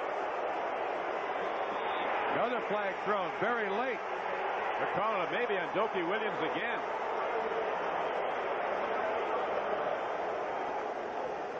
Minifield at least thinks they are. We'll find out. Now they're walking towards Cleveland. Dokie Williams, the sprinter from UCLA, called on a pushing foul a little bit ago, and another one was thrown in his area. Browns are signaling their bench. It's going to be against the Raiders. The officials are talking it out, try to find out exactly. Personal foul, Los Angeles. Certain amount of frustration there when a receiver can't get open. All that hand fighting with the bump and run. Got to keep your cool. Offense, unnecessary roughness, number 85. Dokie a little fired up here today. He's not the size to be fired up either. 5'10", 175. Well, That's a big foul all the way back to the 33-yard line. This drive started on the Cleveland side of the field at the Browns 48. And now the Raiders are all the way back to their 33 in a tie game, 7-7 with 4:37 to play in the first half. One thing about it, though, Don, Raiders are used to penalties. Most penalized team in about the last 7 or 8 years of the NFL. Nobody loves Goliath. The Raiders widely booed, but they sell out. Just about every arena they go into, every ballpark in the league waits for them. This is a proving ground for a lot of football teams. If you can play with the Raiders, that means you're good. Two things are certain about the Raiders when they go on the road. The place is going to be sold out, and the other team isn't going to be flat. The crowd really starts up, and there's 80,000 here backing the Browns. Allen gets across the 35-yard line, but Cleveland shuts down the run. So now the Browns will get it back with 4:25 to play in the first half. That drive netted the Los Angeles Raiders a minus 20 yards. Two personal fouls in the same drive against Okie Williams. One was a pushing foul. The other just a personal foul call for hitting a defensive back. So Ray Guy's on the field to punt, and back deep now for the Cleveland Browns is Brian Brennan, a former All-American at Boston College, a small wide receiver, but very quick. Liken him to Steve Largent. Beautiful hit by Ray Guy. Brennan going to let it roll. And the Raiders are going to get it down at the 2-yard line of Cleveland. That sod is so soft, Don. And when that ball hit, it just died. Absolutely died. So Ray Guy, who's punted for more yards than anybody in the history of the game, hits a 61-yarder. In his career, he's punted for over 22 miles, over 39,000 yards. And above all, he can place the ball. With 3:41 now left to play in the first half, it's a tie game, 7-7, and the Browns looking for good field position. Instead, find themselves pinned back at their 2-yard line. Don Brennan made the right choice there, too. At the 10-yard line, the punt returner must let the ball go. But it's so soft down there. That ball was just cradled into that sod, stopped dead. And that's one time Ray Guy didn't want a foot more on the punt. Now, what can Bernie Kosar do here? He'll probably try to run it out with one of those big backs aligned in the eye behind him.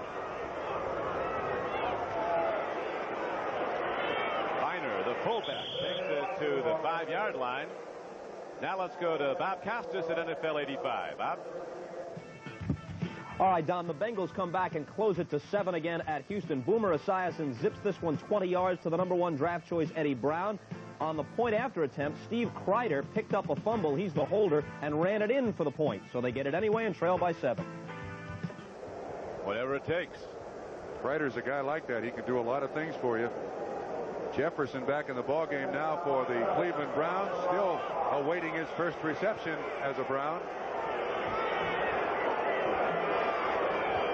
Second down and 7 now for Cleveland. Beautiful loop pass. Kevin Mack has the ball. He's across the 25, taken out tacklers. He's out to the 30, and there's a penalty marker down at the line of scrimmage. It'll come back. Ozzie Newsome, 82. He moved early. Wow. That wasn't as much a pass as it was kind of a shot put. Flag on.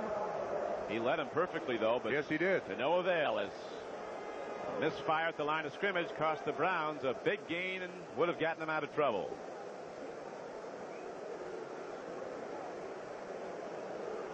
This is a pass a lot of quarterbacks who've been around a long time don't throw very well. Well, I'm not sure you can really call this one a throw. Watch the way Bernie gets it. To me like one. He kind of shot puts it out there. All he's trying to do is make sure he gets it in the hands of the receiver. Big pickup brought back by a legal procedure. So instead of getting out of jail and out to the 30-yard line, the Browns now are back at their 2-yard line. 2:48 to play in the first half, and the game is still tied 7-7 as it was early in the first quarter. Both teams scoring on their opening drives.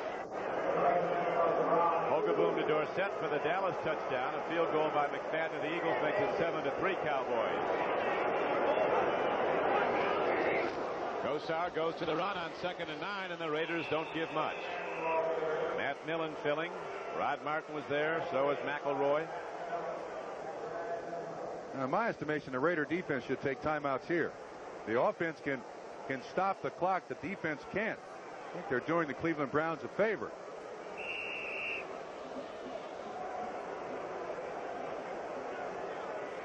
Some thunderous hits administered, particularly down on the goal line. Either way, when the people are just blasting straight ahead on the zone blocking, and we're going to hear the music of NFL goal line football. It's really what a goal line offense what the Browns have been running here to try to get out of this, accepting that pass that was called back. 2 minutes now is showing on the clock. In a moment, they'll call timeout. See, the Raiders just wasted 39 seconds. If they'd have called a defensive timeout, they'd have had the ball before the 2-minute warning, which is an extra stoppage of play. So it's 7-7, 2 minutes to play, first half. Raiders have been dominant in the series over Cleveland. 6-1 in regular season, 2-0 in the playoffs. Browns have never beaten them here in Cleveland. 2 minutes to go now in the first half. Don Criqui with Bob Trumpy at Cleveland Stadium. It's sold out on an overcast day on the shores of Lake Erie. The lights have been on since the opening kickoff. 80,000 are here as the Raiders sharing the AFC Western lead with Seattle and Denver, all at 4-2 coming in. Hook up with the Browns, the sole leader of the AFC Central at 4-2.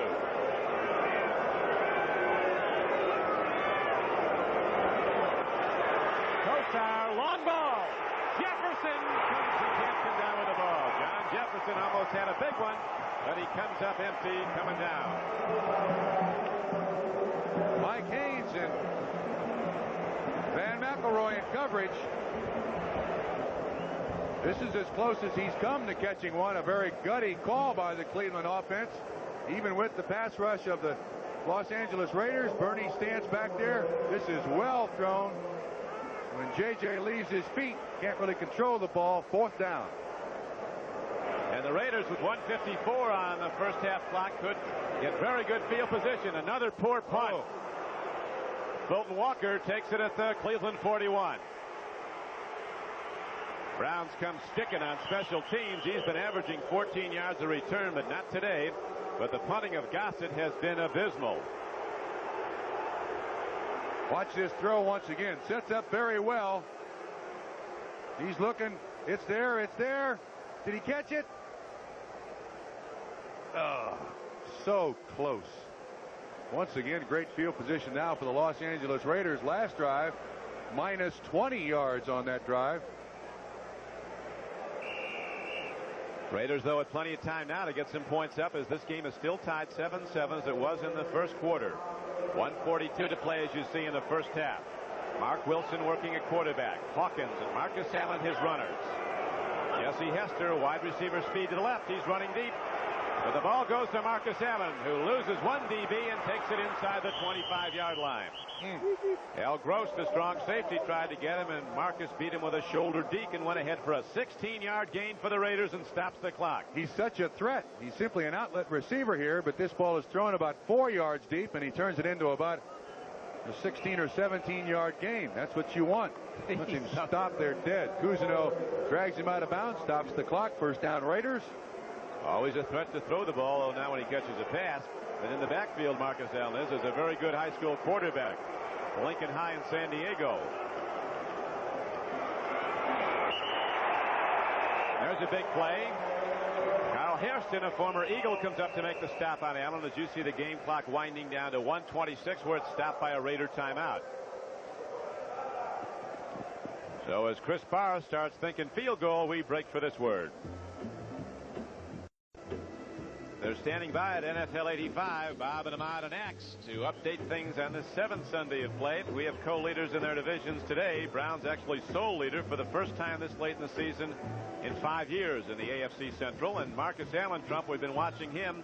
120 yards a game. You pointed out at the outset he gets running and catching the ball. Got 70 today. Yeah, 11 carries, 40 yards rushing, 2 catches, 30 yards receiving. And don't forget that big block on the touchdown run by Hawkins.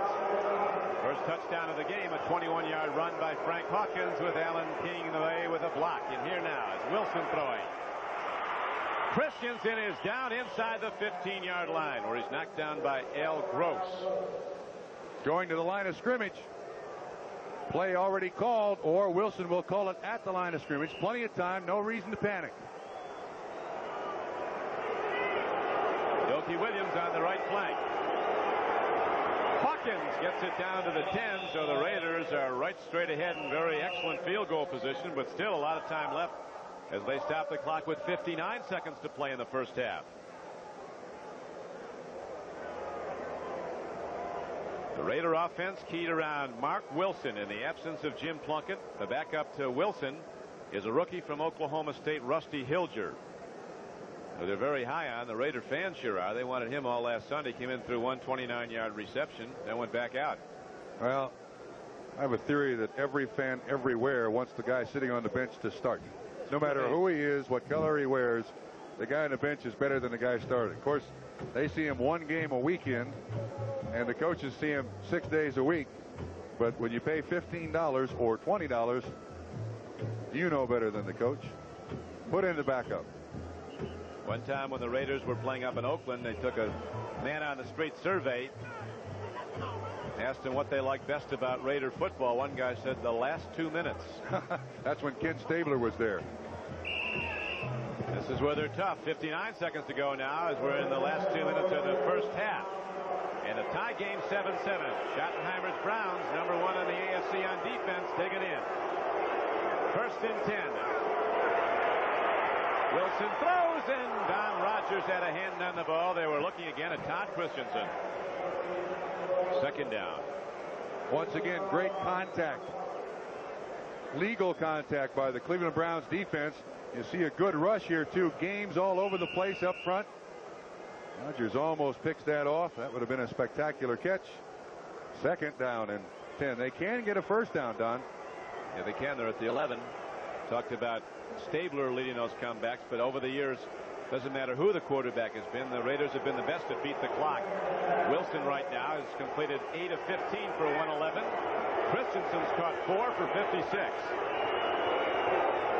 Second down. Touchdown. Marcus Allen comes down with the ball, and the Raiders break the tie as Marcus Allen, who among other things was an all-state basketball player, shows that rebound ability going up to take it down. That's his 49th catch, touchdown, scored in 47 games. He ran an out and up. And I'll tell you, Trump, you know, they talk about pass offense starting with pass blocking. That Raider front has taken care of Wilson. They know he's hurt. They gave him time. That's his third catch of the day now, 41 yards and that touchdown, 11 yards on that catch. Kid can do everything. Probably can kick extra points, too. The more he gets it, the more he likes it. He'll carry it every play if they want him to. Great durability. Now with 48 seconds left to play in the first half, the Raiders break the tie on the touchdown throw. Mark Wilson to Marcus Allen. It's a 14-7 game Los Angeles. Thing you got to like about Marcus Allen, too, he's there every down. Watch Allen come out of the backfield. You see him on the right. He runs out to the flat and then turns up. Wilson sees the coverage. Marcus just goes into the end zone, up over Minifield, makes the catch. You see Marcus Allen in the background there. All Christensen's trying to do is draw coverage. Boy, that's a spectacular catch. There's no way Minifield can stop that without interfering with him, and then it's first and goal. Really a good-looking play, and we have to harken back to those injuries that Wilson's playing with. He's long on courage. As we said at the outset, they said the Raiders, his ankle is less than 100%, his shoulder's way less than 100%, but he's 110% on guts, and he'll be in there for us. He's now 9 of 16, Mark Wilson, including that throw to Marcus Allen for the touchdown for 122 yards passing offense. Marcus Allen with his 5th touchdown of the year. He scored 18 last season. I wonder if it's that number. What's that? I wonder if it's that number. If I were a running back in the NFL, I'd want that number. Yeah, you got to be awful good to wear, don't you? He's good. He's upheld the 32 over the years, the Jim Brown number, O.J. Simpson, and here's the kick to Glenn Young of the Cleveland Browns. He's a slasher, and he almost broke it. Woo, he got to the 24. Big play by Travis Tucker on a block for the Cleveland Browns. Jeff Barnes came down to make the tackle for Los Angeles. This is a zone coverage by the Cleveland Browns. You can see Eddie Johnson, 51, dropping back there, just reading the eyes of the quarterback. This is all Wilson and Allen. He gets into the end zone, comes down with the football. Minifield had no chance. There should have been underneath coverage there to help out. There wasn't. Big catch. Trump, you were talking about Wilson's record as a starting quarterback, 16-9. A lot of people forget he quarterbacked a team at BYU that was 11-0. He's a winning player. That was a great throw and catch. For some strange reason, that has not been enough. Now the Browns in their 2-minute offense with only 44 seconds on the clock go right to the shotgun on first down. Viner runs, and a hit is made, and it was a beauty by Rod Martin, a Pro Bowl linebacker. Don, we set this football game up as the Cleveland Browns, the second best rushing offense in the NFL. In the first half, they've not run the ball with real consistency, and their entire offense seems to stem off that. The play action passes. Browns have got to run the ball well. This is what happened to them last week. They didn't run the ball well in the first half. Houston led at half. Browns fans booing as Cleveland going to go to the locker room without running any more plays. Flores and the Raiders have to be happy. They don't like to come to chilly weather. And even though they've won here every time they play, they don't particularly like this stadium. Not with 80,000 people rooting against them and a very good Cleveland team. But the Raiders have stood tall in the first half, playing sound football, coming up with some big drives when they had to, including the opening one and then the last one of the half, when Mark Wilson brought them into the end zone with that touchdown throw to Marcus Allen. So the Raiders, a team that is said by their management to be struggling, is a team that right now has a very impressive first half to its credit, Trump. Don, the thing I liked, and if you characterize the Los Angeles Raiders, they are a team of great team speed. And I think in the opening drive when Hawkins runs the ball in the end zone, they showed it. And the speed with Allen, when he got into the end zone on that last reception, once again you showed the team speed. They're just outstanding. They have so many weapons. Don Shula calls the Raiders the fastest team in football. They believers that speed kills, although they've not gone deep very much today. In fact, twice when they tried to, their great flanker, Doki Williams, their deep threat of the moment, their deep burner, was called for fouls. Well, that bump and run defense that Cleveland runs is going to allow Marcus Allen, Todd Christensen to be open underneath. And Mark Wilson is smart enough, and so is Tom Flores, calling the plays on the sideline, just to get it to those guys, turn them loose, let them pick up yardage upfield.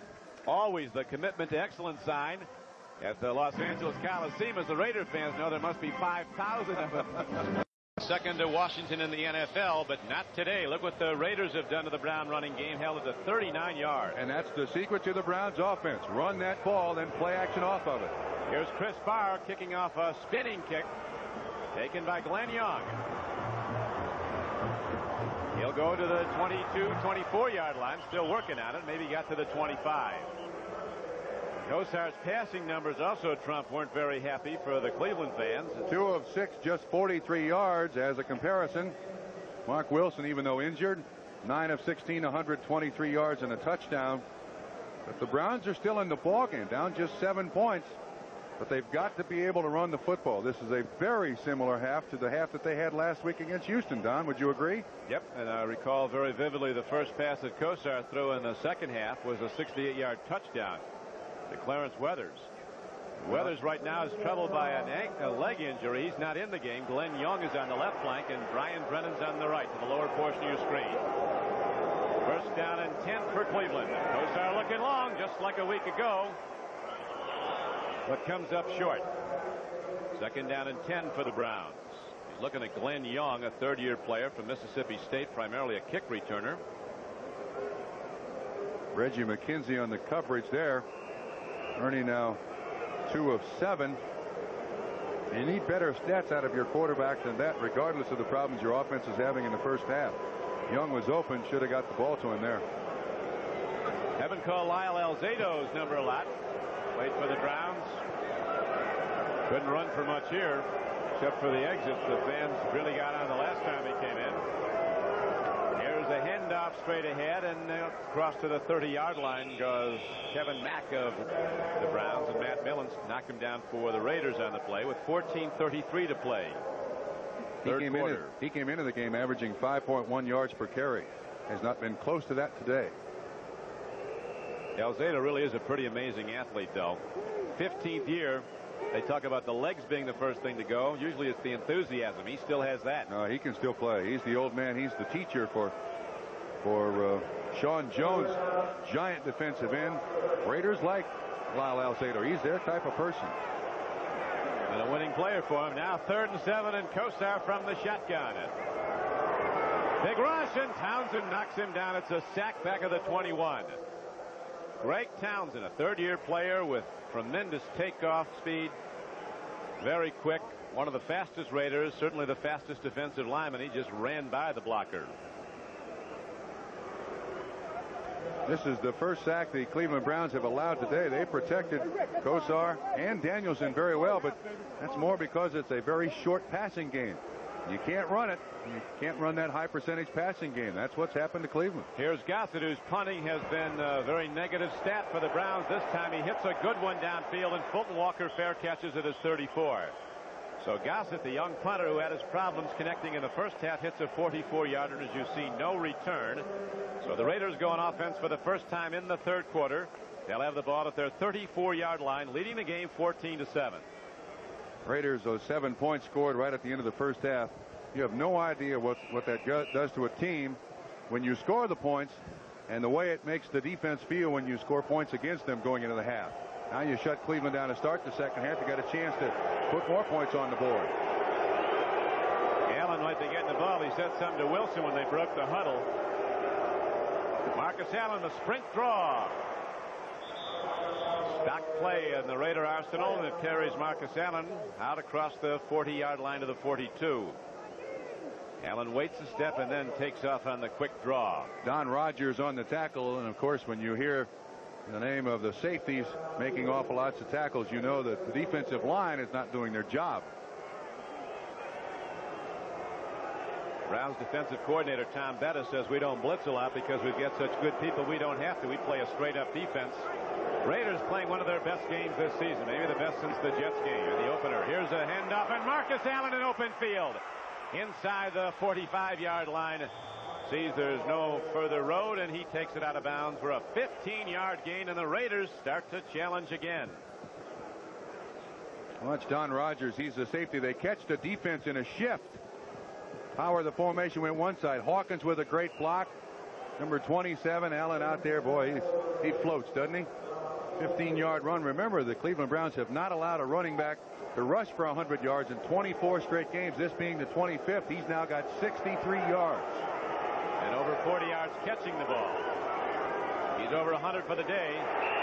Won't get anything here, though. Defensive end Reggie Camp comes up to get Marcus Allen in the Raider backfield.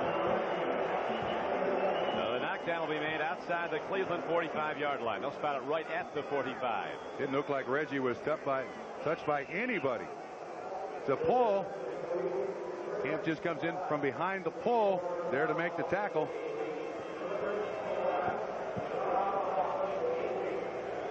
Nobody gets very much against this Cleveland defense. But the Raiders today using a lot of different plays. Same people getting the ball, but different ways. Right now, the Raiders have a 14-7 lead. Wilson throws, and Christensen comes up with the ball. There's a marker down both in the backfield and where Christensen caught it. He said he got it. Roughing the passer. Took a shot at Wilson, did the Cleveland Browns, and Ben Dreth was there to call it. And I think the other flag is on Cleveland, too. Going to be pass interference against Al Gross. Stopping the clock with 12:02 to play in the 3rd quarter.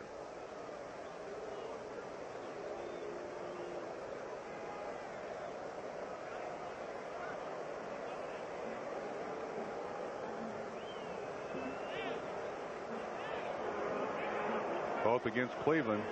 They'll take the one that cost them the most yards. Defensive pass interference declined. Roughing the passer will be accepted. 15 yards and a first down.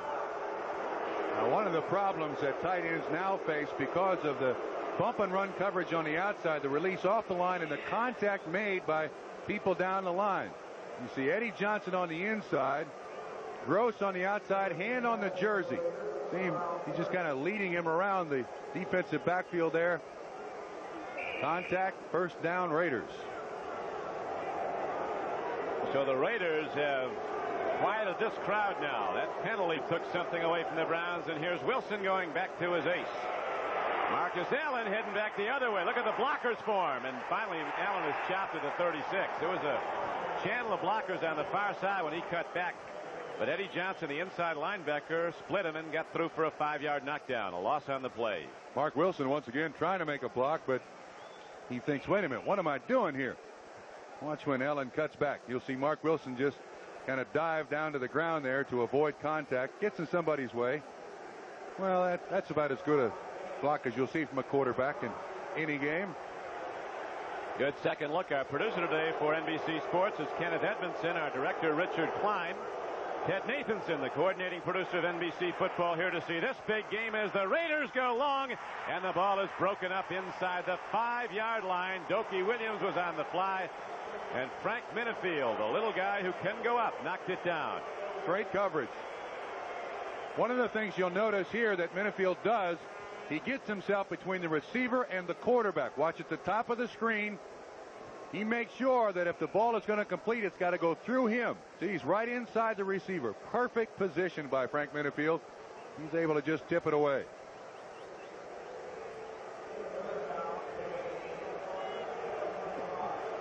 Raiders only 2 for 7 on third down conversions in the first half. Let's see what they do now as they have third and long. 3rd and 15. Raiders lead the game 14-7.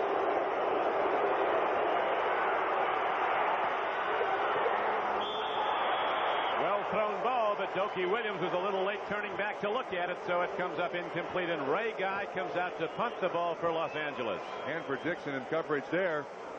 At the bottom of the screen, right in front of us here, you'll see the hand-to-hand combat, and about right now the ball is thrown. Get your head around. He does get his head around, but he can't get his hands up. That was a well-thrown ball by Wilson, and should have been caught by Dokie Williams. Ray Guy, a great placement punter, punted 10 times last week against New Orleans. 5 of those went out of bounds inside the 20-yard line. Angles far sideline. That's a spiral deep. They're going to spot it out of bounds. 5-yard line. Great kick. Boy, this guy's something. 1st and 95 for the Cleveland Browns. What a weapon. 13th year, Ray Guy doing it better than ever. Cleveland Stadium is the site of the action. Don Criqui with Bob Trumpy. Browns have the ball, but they have it in the problem area at their 5-yard line, trailing the Raiders 14-7 in the 3rd quarter.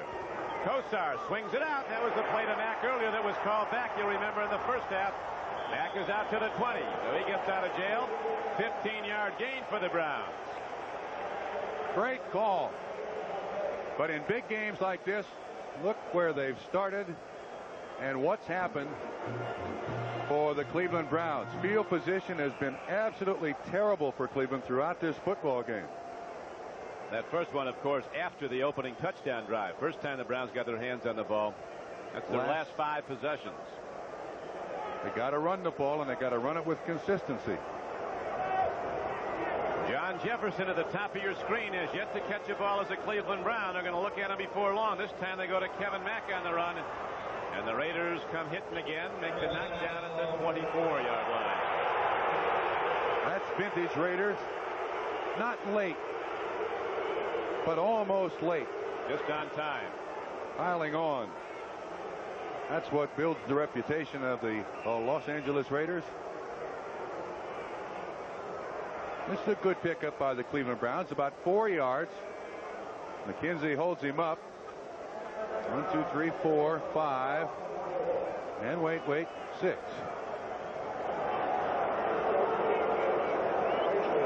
That brings up 2nd down and 6 now for the Browns. They're looking long. Kosar fires far flank. Makes the connection with Ozzie Newsome. It looks like a first down. It is out to the 33-yard line.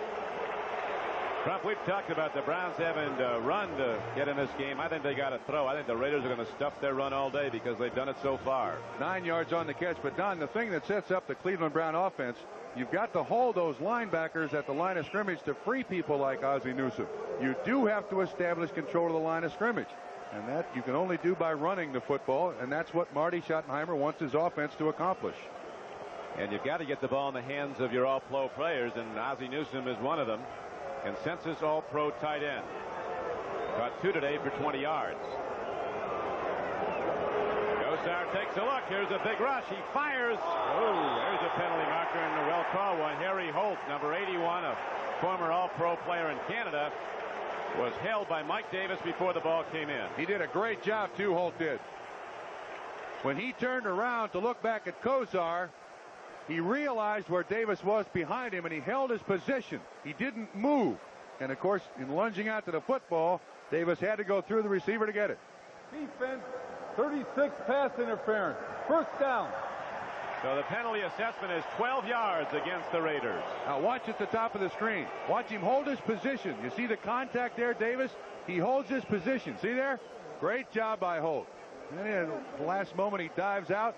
That causes the interference. Very smart play by the young man out of Canada. Mike Davis, they'll never forget the play he made here, though, in Cleveland, January 4th, 1981. He stopped the Browns in a playoff game with that end zone interception when the temperature was about 40 degrees below zero at the chill factor. The rest, as they say, is history. The Raiders went on to rout Philadelphia in Super Bowl 15. Now, though, it's first down for Cleveland. Take the reverse. Kevin Mack takes it ahead, and he gets it out 8. Out across the 50-yard line down to the Raider 48. First time that play's been called today. Well, they're moving it around, calling a lot of different formations, kind of holding the Raiders at the line of scrimmage. Scoreboard changing. The Steelers were down 3-0, badly in need of a win. Now they've roared back.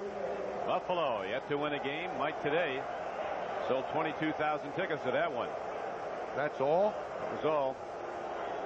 City that led the NFL on attendance not that many years ago averaged 80,000 a game one year, so 79 and change.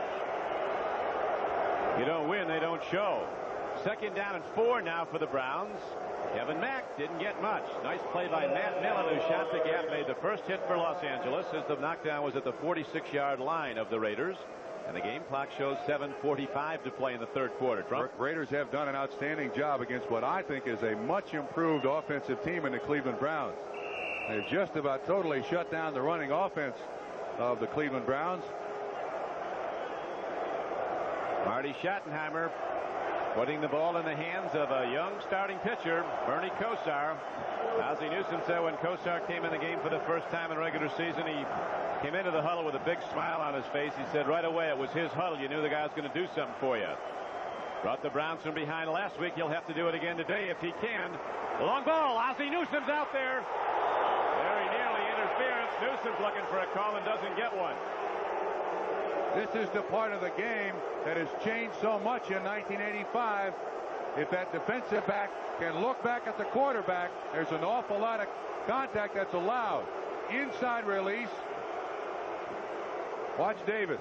See his left arm go up there? Yep. But his head is back. Perfect coverage. So the officials say, hey, they're both going for the football. That rule, in my estimation, has been hard to enforce by the officials. But Davis certainly was looking back at it, so they couldn't fault him. And now Gossett's on the field to punt the ball for Cleveland, and Fulton Walker's back at his 10-yard line for Los Angeles. Angle punt near side. Could be trouble for the Raiders. It is. Ball's not. 9-yard line down, and that's where the LA Raiders go on offense, first and 10. Still 14-7 Raiders when we come back. While we were away, there was a penalty marker on that punt by Gossett that was down to the 9-yard line. Legal man downfield for the Browns, so they had a repunt. Next one was a 39-yarder with no return that carried down to the 16, 17-yard line of the Raiders. That's where Mark Wilson will go with his offense, first and 10, after he consults with head coach Tom Flores. Flores now in his 7th year as the Raider coach. Not in big games like this, field position so vitally important to winning.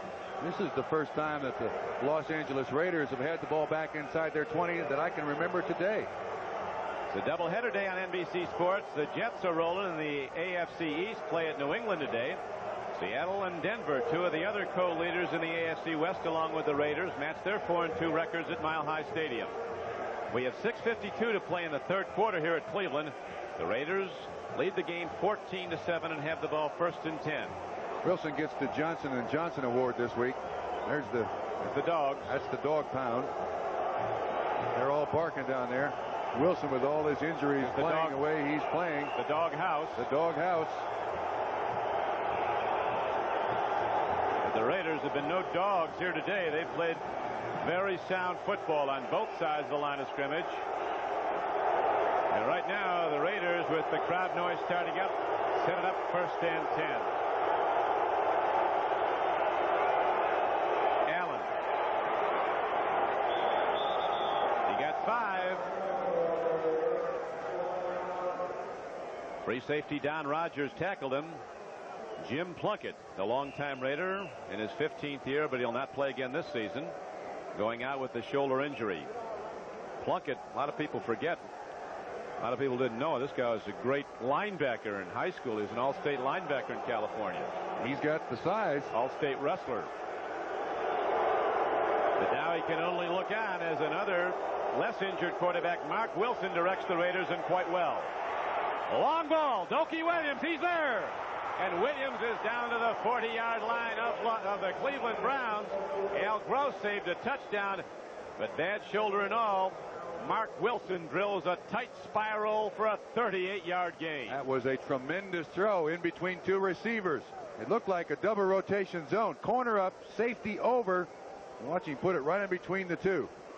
Boy, that's a great catch and an excellent pattern run by Dokey Williams. Al Gross on the coverage. The Raiders have just gotten their offense together today. This is an outstanding defense by the Cleveland Browns. The Raiders have not paid a lot of respect to it. I want to get you to explain a double rotation. Those of us didn't go to MIT. I will tell you. Pitch back. Marcus Allen lost the ball. Browns have it, I think. They do. Cousineau. Boy, is that a big play for Cleveland. First turnover of the ball game. The double rotation zone means nothing now.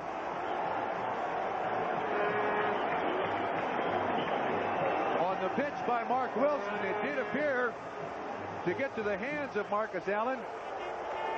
A lot of times a running back, you see the pitch.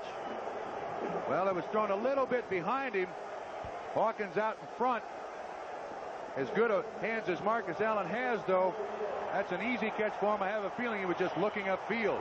Browns are going to have to go deep with the throw to beat this Los Angeles team. They're not going to beat him running.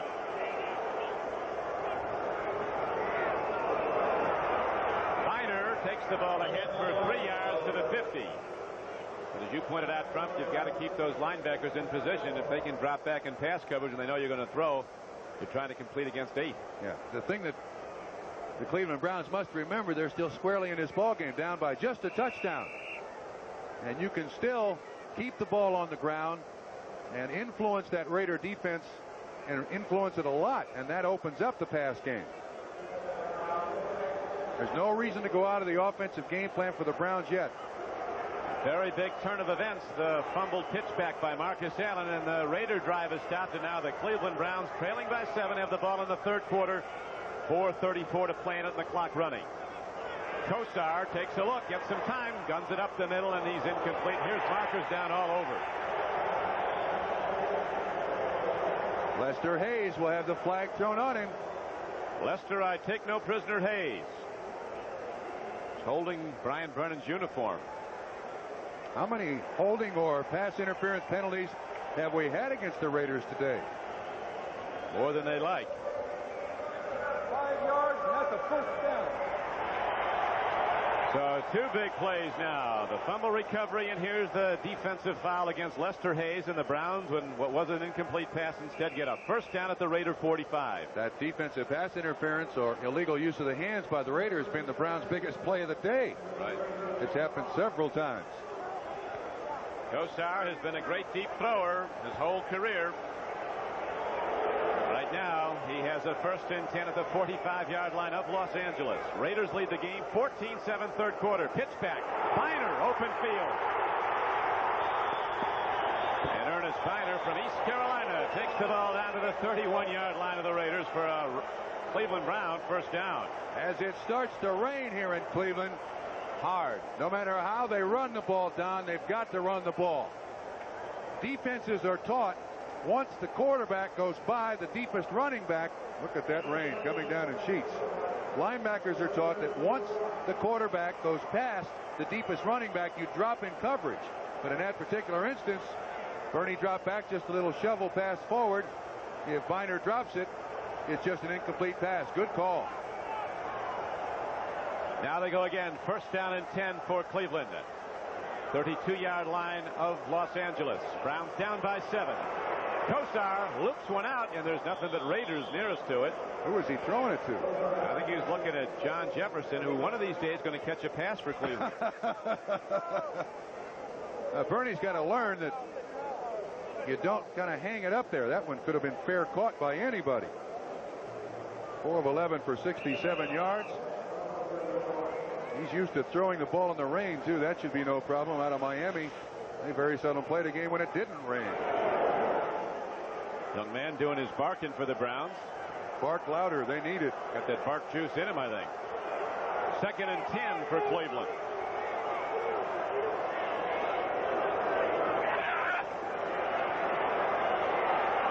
Newsom. Great play down to the 23-yard line. The Wizard of Oz, they call him. Catches his 3rd pass. On 2nd and 10, he gains 9 yards. He's caught 3 now for 29 yards from. First half, the Los Angeles Raiders were able to put lots of pressure on Kosar. Second half, he's had plenty of time to throw. This one zinged out there to Newsom. Newsom off his feet makes the catch. Not enough for a first down, but a very, very big catch. And he can make some big catches for you. Tremendous hands. He's just a great player, great leader on and off the field. Right now, 3rd and 1. Biner breaks the crust. He's down to the 20, and he has a first down for Cleveland. As now on the shores of Lake Erie, the weather's turned ugly. The temperature dropping. A hard rain has begun to fall, making an already wet field even more difficult to move on.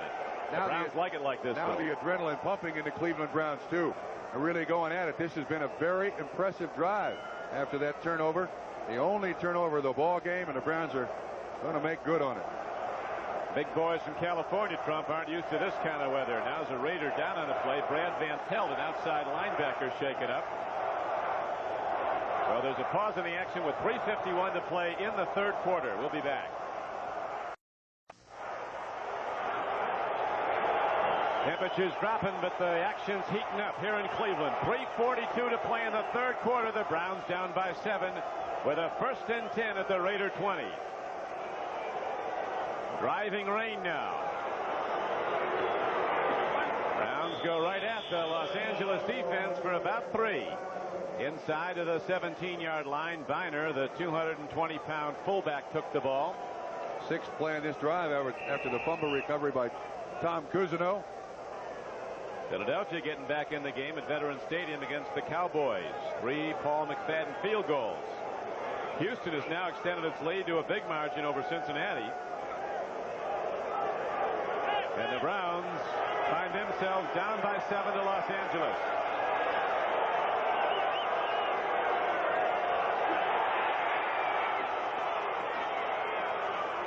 Hey, those guys on the right side are doing some blocking. Lilja moved out. Number 62 made a big block. Matt Millen filled to make the hit. On a 2nd and 7 play, the ball was advanced to the 14-yard line, so it's going to bring up 3rd down and a short 5. Still staying with their game plan, which I admire for the Cleveland Browns. See Biner's numbers for the day. Came in with over 400 yards in the first 6 games for Cleveland. His running mate Kevin Mack had an average of over 5 yards a carry and 447 yards for the Browns running the ball through 6 games. Raiders primarily, though, with a stunning defensive shutdown, a lot of running plays. Here's a ball into the end zone. Brennan is there, and he can't get to it. There's no call.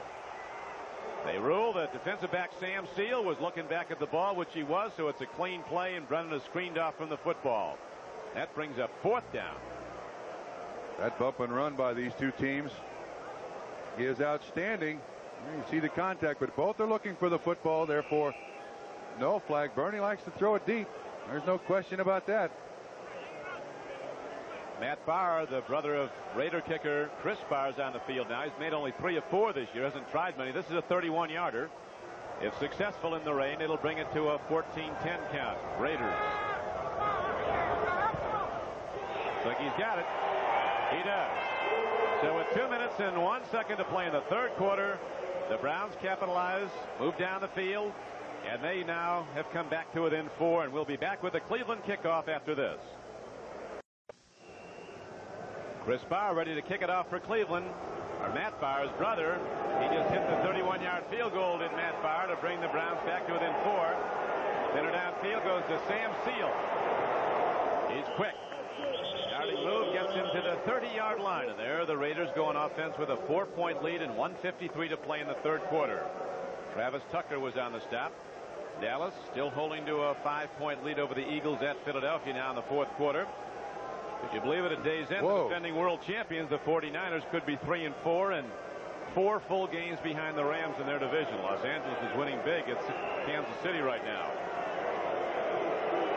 Giants beating Washington soundly 17-0.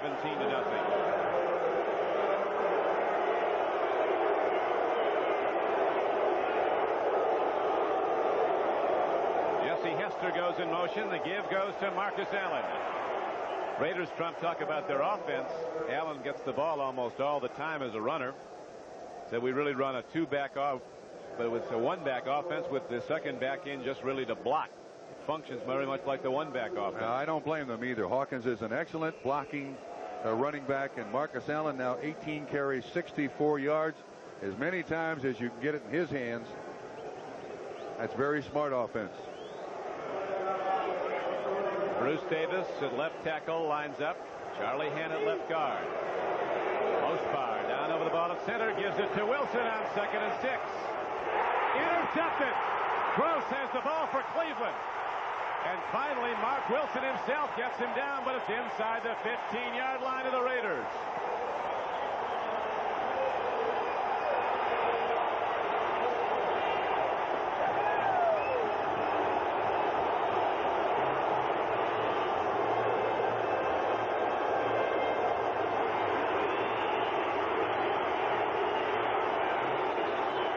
Some people barking. You can hear them in the background barking in the doghouse. Christensen was the intended receiver. They had double coverage inside and outside on Christensen. Generally a very high percentage pass completion for any offense. Gross in the right place.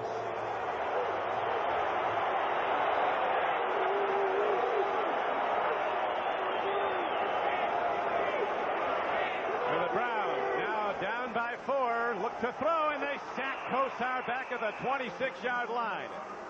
Van Pelt coming from the left outside, a linebacker blitz, and he got Bernie Kosar the second sack of the day of the Cleveland quarterback. Here's the interception once again. You see the coverage. We've seen this before. Eddie Johnson bumps him. That ball just thrown, and Christensen seemed to stop in his pattern. Gross right there to make the interception. 2 turnovers today, both for the Cleveland Browns. Great defensive play call, too, by the Raiders. And here's the sack, too. It looks like Van Pelt was untouched. First down. They go to a linebacker blitz, and nobody laid a glove on Van Pelt. Kosar loops it out. Kevin Mack can't get to the ball as Kosar was pressured and released it a little bit short with 38 seconds now in the third quarter clock, and it was Howie Long in the backfield again pressuring Kosar. He's gotten his hand up in Bernie's face a couple of times. That time tipped the ball again. There was absolutely nothing on the pass. You see just at the end, that's a dying quail. Most difficult pass to catch, and that thing is diving into the ground. Oh, this is a missed opportunity to this point for the Cleveland Browns. That sack was big because it puts the Cleveland Browns, if they don't convert here, into long field goal position, depending what they do. Raiders digging in. There'll be a fly in at Bernie Kosar, setting in the shotgun. Give him some time, and he's going to run it himself with a lot of room to go. Kosar is down inside the 15-yard line. He's well short of a first down, but he does make it a sure shot field goal now for Matt Barr. The only thing is, though, he's got a field goal no matter where he is out there. You got to try to throw the ball in that instance, Don. That's too long a field goal, though. Under the open end with that wind. Look at that flag. That thing's straight out, blowing in. But still, that's the field goal kicker's responsibility, not the quarterback. If he throws the ball, it's a lot easier to gain the needed yards than it is for Bernie Kosar to run it. Well, they're going to let the quarter run out, so they'll have that wind at their back. We'll be back after these messages from your local station.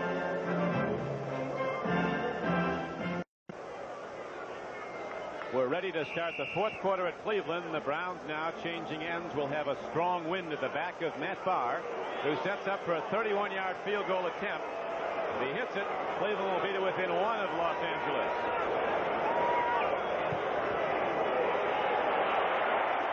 He got it. Airtight. It's a 14-13 game. Raiders have the ball, and the Browns will kick it off.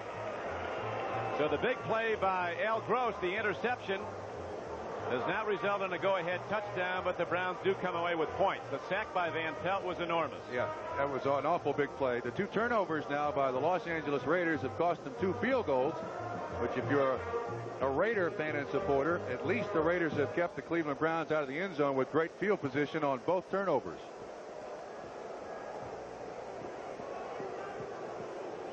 Marty Schottenheimer is just now completing a first year as head coach of the Cleveland Browns. As of next week, it'll be his 1 year on the job. He took over at the halfway mark a season ago when the Browns were 1-7. Stepped in for Sam Ratigliano. They finished 4-4 the rest of the way. Were beaten in overtime, their opening game, by the St. Louis Cardinals, and the Browns had lost so many close games a season ago.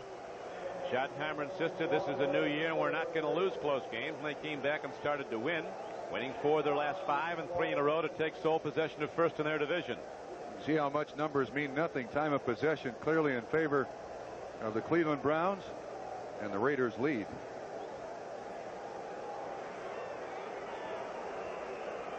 Now Matt Barr, who hit consecutive field goals for Cleveland, hits the kickoff downfield and well.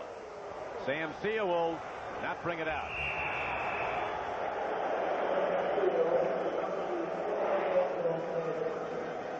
So the Raiders go on offense, 1st and 10 at their 20-yard line.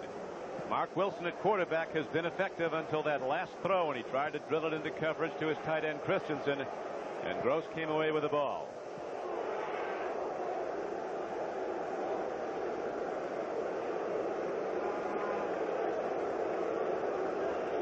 The Raiders will try to control this ball and pound it at him. I think they'll pretty much stay with their game plan. Last 2 times they've had the ball, of course, they've turned it over to the Cleveland Browns, but you can't go away from your game plan. Momentum now on the side of the Cleveland Browns.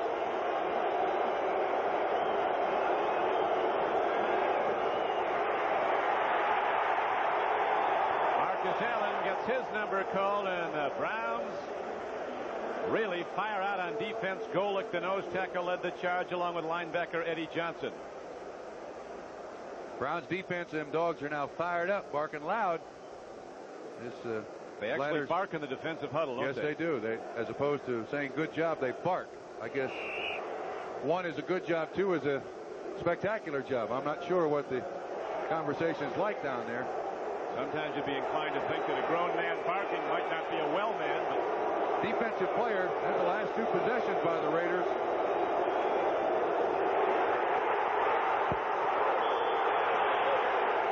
It was grounding, but now intentional grounding call is going to be signaled against Wilson and the Raiders. And now let's go back to NFL 85. Bob? Well, Don, when Trump gets back to Cincinnati, those callers on his talk show will be in a foul humor. Rookie Ray Childress smacks Boomer Esiason. It causes a fumble into the hands of Mike Stensrud. Moments later, Moon to Drew Hill, 34 yards. It's now 34-13. Don, that's the most expensive penalty an offense can have. Cost you yards and a down. That it was surely intentional grounding. Wilson was going to be sacked, and he just released the ball to a wide open area of the field. He hit green, but there wasn't a receiver near it. The reason it took the official a long time before he throws the flag is the referee is back there to protect the quarterback first. He looks for the late hit, then he looks for the intentional grounding. Mark Marcus Allen is the engine that drives the Raider offense, and he's only got 4 yards in his last 6 carries.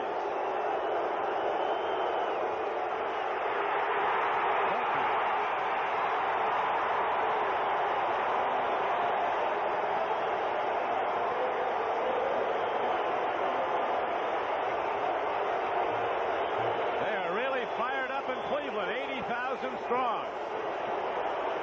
Don, it looked like a busted play. Nobody blocked Reggie Camp. When Mark Wilson handed the ball to Frank Hawkins, Reggie Camp was standing right there. Hawkins had no place to go. No, nobody blocked him his right. A lot of time to go, though. 13:30 to play. We'll have no tie game here. It's a 14-13 score.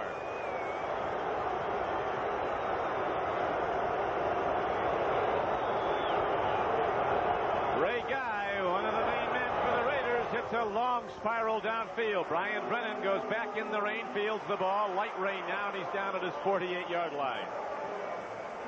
37-yard punt by Ray Guy, and just a 2-yard return as a new Raider. Jerry Robinson was down to cover.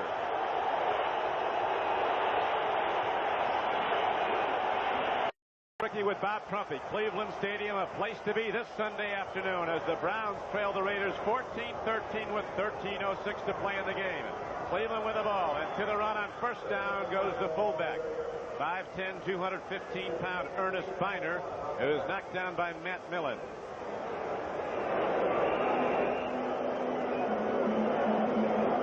This is the third straight drive now that the Cleveland Browns have started inside the 50-yard line. Previous two, of course, just 6 points, 2 field goals. Raiders have done a good job, Trump, shutting down the run. Biner and Mack working hard to share 80 yards, 81 yards. Biner has 40 and Mack has 41 in a combined 27 carries. Kevin Mack runs the ball. Nice stutter step, then accelerating into the gap. Lyle Alzado made the tackle for the Raiders, but it brings up 3rd down and 4 for Cleveland. That was a short crap by the Browns. Mack did an outstanding job of waiting for the block. That was that stutter step. Giants continue to lead over the Redskins. The LA Rams looking to extend their mark to 7-0. Houston's going to get its 2nd win after an opening day upset of Miami. Detroit now, their lead cut to just 2 over the 49ers. And Atlanta looking like they might win a first game, and so might Buffalo. The Browns on 3rd and a long 4 really, as Kosar sets up in the shotgun. They give him time. Almost picked off by Sam Seal. He's a former wide receiver, Seal. The Browns can't move it down, so they have to punt the ball back to Los Angeles with 11:38 to play. Intended receiver was Clarence Weathers of the Browns. Down at appeared he tried to force that one. There was coverage all over Clarence Weathers. 4th straight incompletion by Bernie Kosar. His numbers not very impressive today. Running the ball, the key to winning for Cleveland in the last 16 games, and they've rushed 36 or more times. They've compiled a 14-2 record.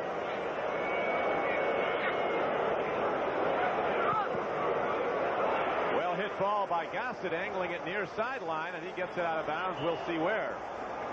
Going to spot it at the 11. A little farther upfield now. They keep walking. They bring it to the 13-yard line. A 30-yard punt, but placed out of bounds inside the 15-yard line. So the silver and black come back out with a 1-point lead and 11:30 to play in the game. Bernie Kosar only 5 for 15 throwing the ball, Trump, but at the end of the day it might be good enough to win what he's doing. He's your quarterback for the Cleveland Browns for the rest of this ball game. You can't make a change now with just 11:30 to go in the 4th quarter. It's up to the Browns defense. Marcus tries the left side, and there's not much there as he's knocked down at about the 15-yard line. Marcus Allen still hauling that skin. Browns still pounding at him. As you see, they've been shutting him down. If they really shut down, just like pass offense starts with pass blocking, run offense starts with run blocking, and the Cleveland front, particularly those very active, quick linebackers, have been shutting it down. This is Cleveland defense's game right now. From here on out, they got to stop the Raiders. Give the Cleveland offense as much good field position as they can. Long ball. They're looking at Jesse Hester, but he can't quite get there.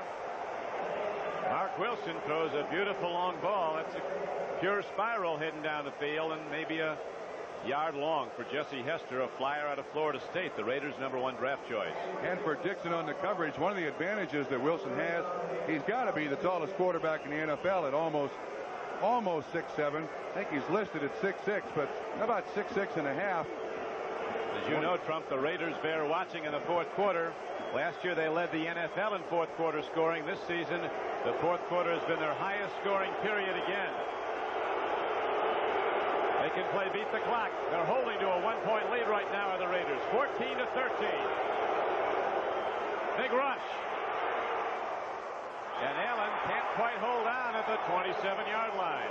Thrown behind him. Just enough pressure by the defensive line to hurry Wilson ever so slightly. Allen on the pattern. He runs a good one. See the way he stops and has to come back. Tough catch. Tough catch. If that one's on the money, it's a first down for the Raiders. The Cleveland defense is held again.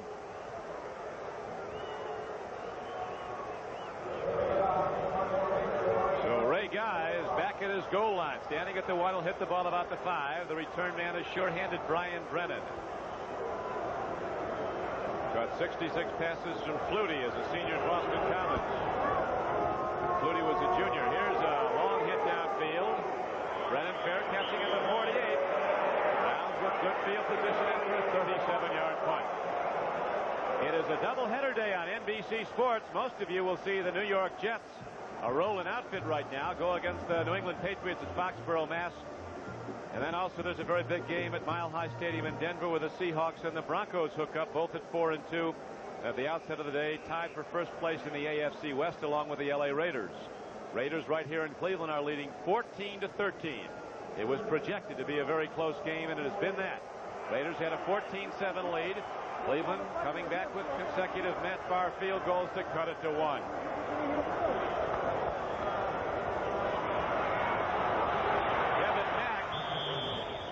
Ahead for gain out to the 50-yard line. Picked up 5. He's got a great ability, Trump, to wait for his blockers. He's not in a hurry. Yeah, that's something you can't teach either. You either have that coming to the game or you never seem to really acquire it. I guarantee you Marcus Allen has it. Last series of downs for the Cleveland Browns, 3 plays and out. That was a pickup of about a yard.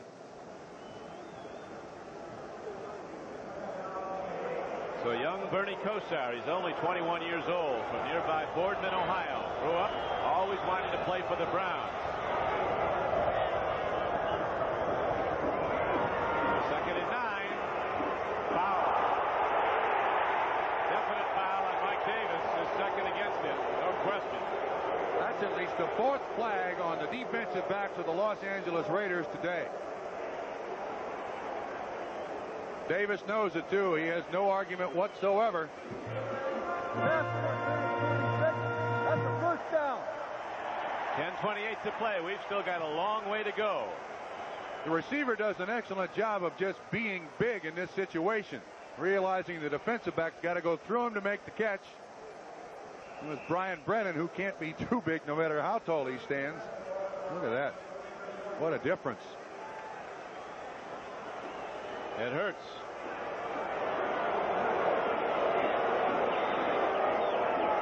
So the Browns get a first down, trailing by 1 in the fourth quarter. More markers as the carry by Kevin Mack is down to the 40-yard line of Los Angeles. Now that's one of the things that Bernie Kosar can do to really help his offense. Vary the cadence enough to draw some people off sides, and that's exactly what he did. It'll be 1st and 5 for the Cleveland Browns. That's a learned art, too.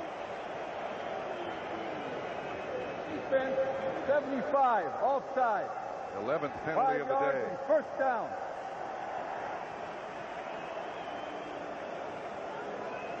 So the Raiders falling back now with the yellow flags thrown against them, and now the ball is set down at the 38-yard line of Los Angeles. 37-yard line where they place it. There, Cleveland will go first down and 5. So Bernie Kosar afforded the luxury of a play call you rarely get. First and 5.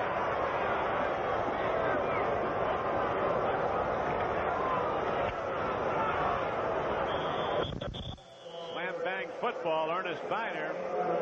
Shortest distance between 2 points, and Ernest takes it on a straight ahead slash. Rookie linebacker Reggie McKenzie, 54 for the Raiders, made the hit. I don't blame the Browns for being very conservative in this situation. A lot of clock left, though, as you see it wind down to 10 minutes in the fourth quarter. Raiders leading 14-13. They led at halftime 14-7. Only scoring in the second half has been a pair of Matt Barr field goals for the Browns. One in the third quarter, one in the fourth. Got to hurry. 5 seconds left on the clock, and Bernie takes time out. 2 timeouts left now for the Cleveland Browns. They don't want to spoil this drive as they could take the lead with another field goal. So Kosar comes to the sidelines and will be back. In the fourth quarter, it's 14-13.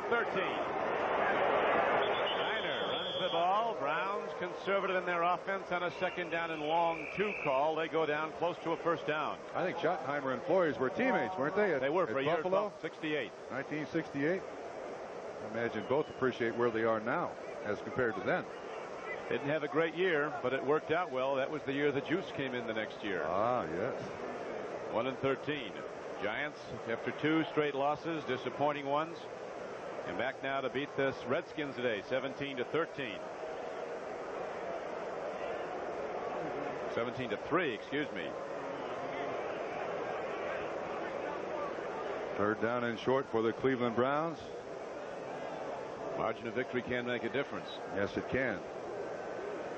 This Cleveland offense has struggled for most of the day. You take away the pass interference penalties by the Los Angeles Raiders, they've had a lot of drives stopped. Raiders have helped them a great deal. That really has hurt. Series of penalties against Los Angeles. Some of the penalties you almost have to take, though, Trump. Ozzie Newsome gets open. He'd have gone a long way if Davis hadn't tackled. That's true. And this team, the Los Angeles Raiders, they don't mind taking those penalties. Johnny Davis, a power back, is in. He's the up back, second back through is Binder, and he's ahead. It looks like for a Brown first down. The rain has stopped here in Cleveland. It rained very hard for a while during the game. Rained 2 inches yesterday. Field soggy. Browns power the ball. It wasn't easy. You'll recall this was a 1st and 5 drive. The series of downs. Took them 3 hard runs to get that 5 yards, and so they're down to the 32-yard line. Marty Schottenheimer well aware that his place kicker is very accurate short, but Matt Barr's not a long-range bomber. 8:58 to play. Cleveland content to run the clock down as they try to control the ball. Kosar still 5 for 15 throwing. Dumps it off. Great play. Feiner is inside the 20. Feiner's out of bounds at the 13-yard line.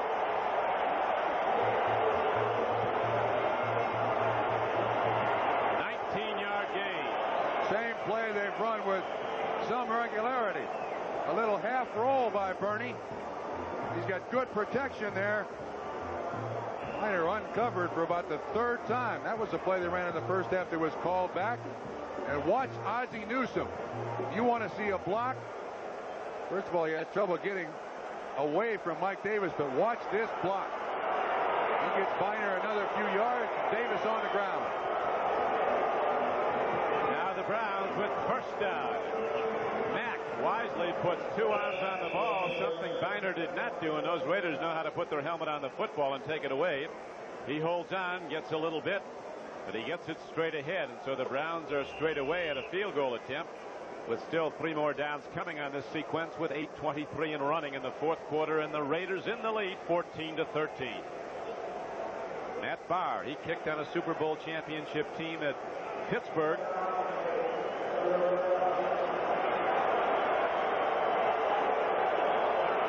John Jefferson in. He's on the right flank, moving in motion to the near side.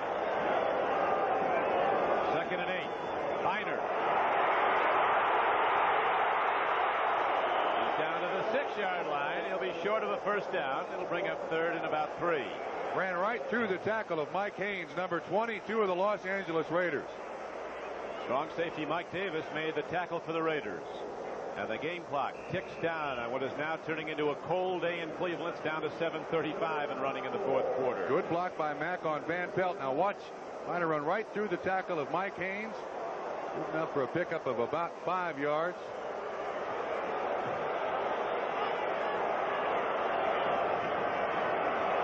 are the numbers. Brown soon to go over 100 yards rushing. Took a lot of carries by two backs to do it, though. Kosar dumps it off, and they're going in. Kevin Mack, touchdown, and the Browns take the lead.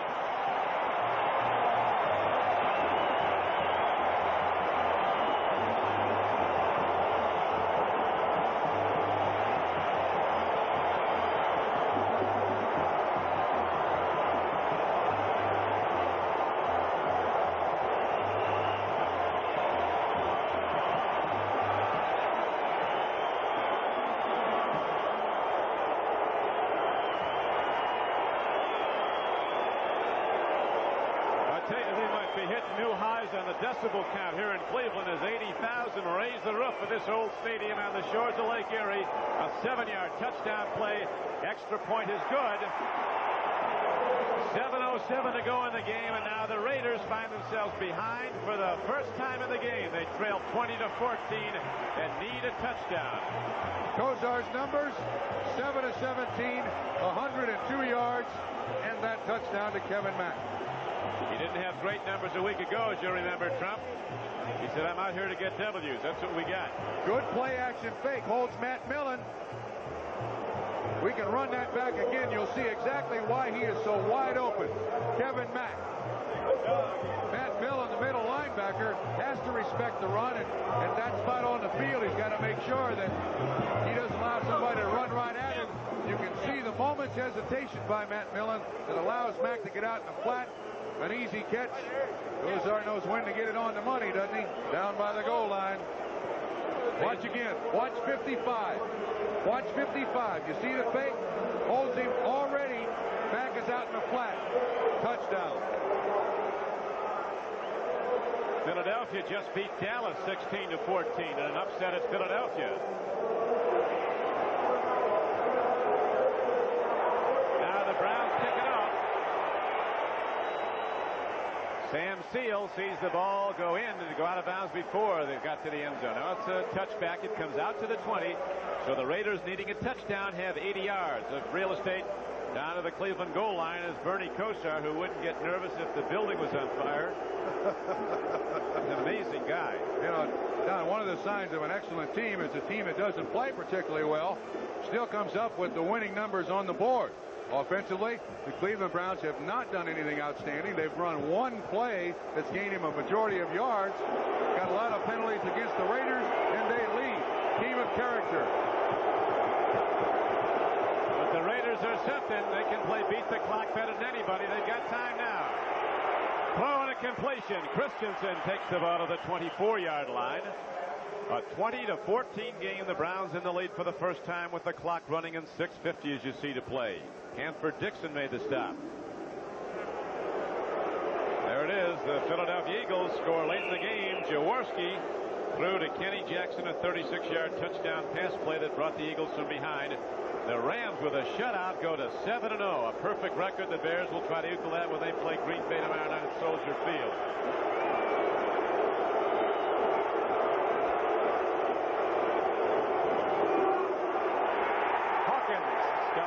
Second and 5 play as Carl Hairston and Tom Cousineau.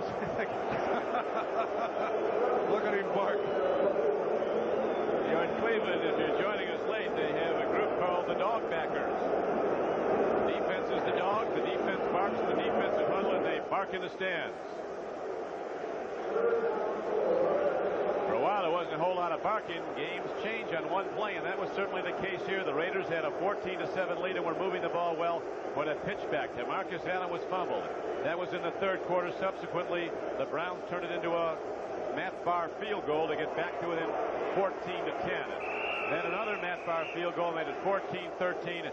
And then the Browns took it down the field, aided by some penalty calls against Los Angeles. And finally, on a 7-yard swing pass, Kevin Mack took the ball and ran in for the go-ahead touchdown. Big play for the Raiders. It's third down and almost 5.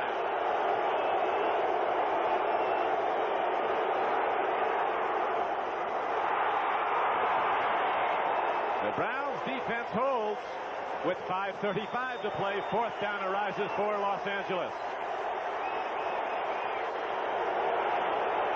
I think these guys didn't want this game. Well, they don't have it yet. Intended for Todd Christensen, but 4 guys tipped it. Just enough pressure on Wilson that he had to throw it. When he did, he has tried very hard to get that ball into Todd Christensen.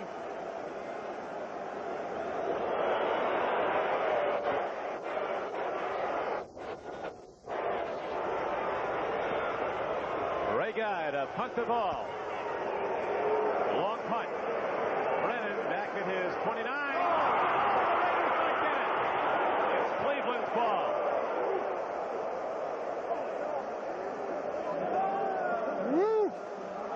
Caught Mr. Brennan right square in the face mask. That's a friendly bounce. If he gets the ball out of bounds, at least the Raiders can't recover it, which he does.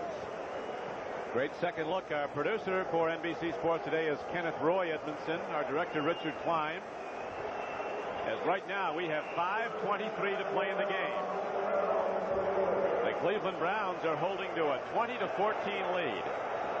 Kosar's numbers aren't Hall of Fame, but the end result is just what they like.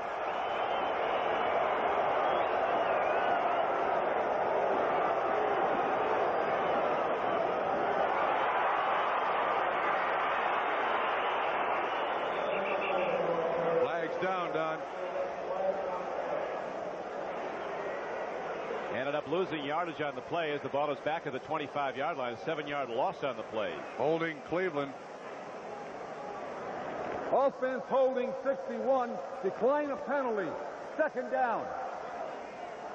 You got the center, Mike Babb. But the Raiders will take the play with a loss where they spotted of 8 yards all the way back to the 25-yard line. So now it's a long yardage play for Kosar and the Cleveland Browns. Lyle Alzado spent 3 years here in Cleveland after his years at Denver. They traded him to the Raiders for an 8th-round draft choice, and Alzado said that was the biggest motivator. They only thought I was worth a number 8.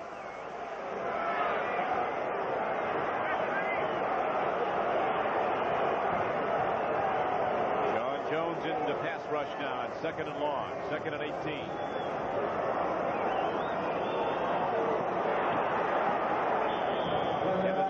The ball to the 29-yard line. Matt Millen knocked him down on the play. Raiders looking to get it back now as the game clock keeps it ticking down. 4:35 left to play. It's clearing up somewhat in Cleveland. No threat of rain right now. The lights are on. If I were Cleveland, I think I'd run this, not take a chance with a turnover, and hope Mr. Gossett gets off his best punt of the day. Turn it back into the hands of my defense. Good point. Defense is what wins games for the Cleveland Browns. And it's gotten stronger as this game's go on. They do indeed go to the run, and Kevin Mack takes the ball. He lost it for a moment. Raiders think they have it. Official says no. He got really nailed. Take a look at that again. Mikel, as you can see, is exercised.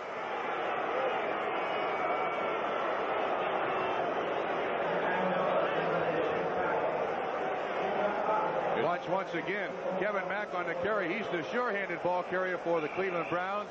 Watch the hit. And you see the ball. Whoa, wait a minute. He was still up. He was still up. The Raiders pull this one out. It won't because they got a lot of breaks. Gossett hits his best punt of the day indeed. Fulton Walker back at his 13. The blockers form to the left side, and he gets some room to run, and Fulton Walker is out to the 25, but what do we see? A flag back at the spot where the ball was punted. 54-yard punt and a 13-yard return. The flag is against Cleveland, though. They're going to make him kick it again? For sure. Offense 88, holding, 10-yard penalty, and 4th down. You know, Don, that carry by Kevin Mack, I think that was a fumble and a recovery by the Los Angeles Raiders. The ground cannot cause a fumble, but in the NFL, they don't count knees down. Look to you on the replay. They definitely lost. Yeah, it looks like the ball was loose. Here Watch again. We can slow it down, Dick Klein, just as he is about to get hit. About right now, he's got both hands on the football. Let's see if we can see. That ball is loose. That ball is loose. He had a knee down, too, with a man on him. Well, but they're going to mark it where he goes down completely. That's a tough call. Fulton Walker, the leading punt return man in the American Conference, awaits the second punt try on this. Request now from Jeff Gossett of Cleveland, who had a bad first half, has begun to hit the ball well. It'll come back. Oh, they got a chance, Don. Great blocks. Look at this. Inside the 40 and down to the 35-yard line, and a penalty marker down against, it would seem, Los Angeles on the return. A 38-yard punt, but Fulton Walker brought it back 31 yards, but a lot of that's going to come back. Jeff Gossett was the man who came over and made the hit. So the game clock now is stopped with 2 minutes and 53 seconds to play. The Cleveland Browns are in the lead 20-14. Last score of the game was the first time the Browns have led all day. They trailed 7-0, tied the game 7-7. That was early in the first quarter when both teams scored in their opening drives. At halftime, with the Raiders scoring on a Wilson to Marcus Allen pass just before halftime, Los Angeles had a 14-7 lead at intermission. Then the scoring in the second half was field goal by Matt Barr for Cleveland, another one in the fourth quarter.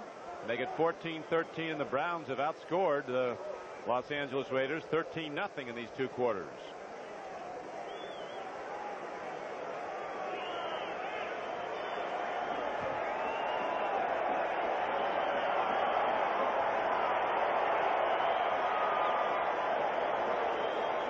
The call, the clipping call. Number 30, illegal block, low block. Number 30, 15 yards. Stacey Turan. The thing that hurts most is they don't mark that penalty off from the spot where the return ended. They mark it off from the spot where the penalty took place.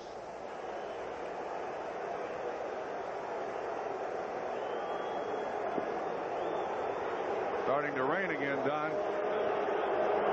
Yeah, it is. Who's that guy talking about it clearing up? I don't remember. That was me. Here's a 1st and 10 play. A throw by Wilson, a catch down to the 40, and another penalty marker down. I think this time they're going to call Hanford Dixon on the far side against Dokie Williams. Hanford Dixon's over there talking to the Raider bench in his wisdom. Defensive holding number 29. Decline the penalty. First down.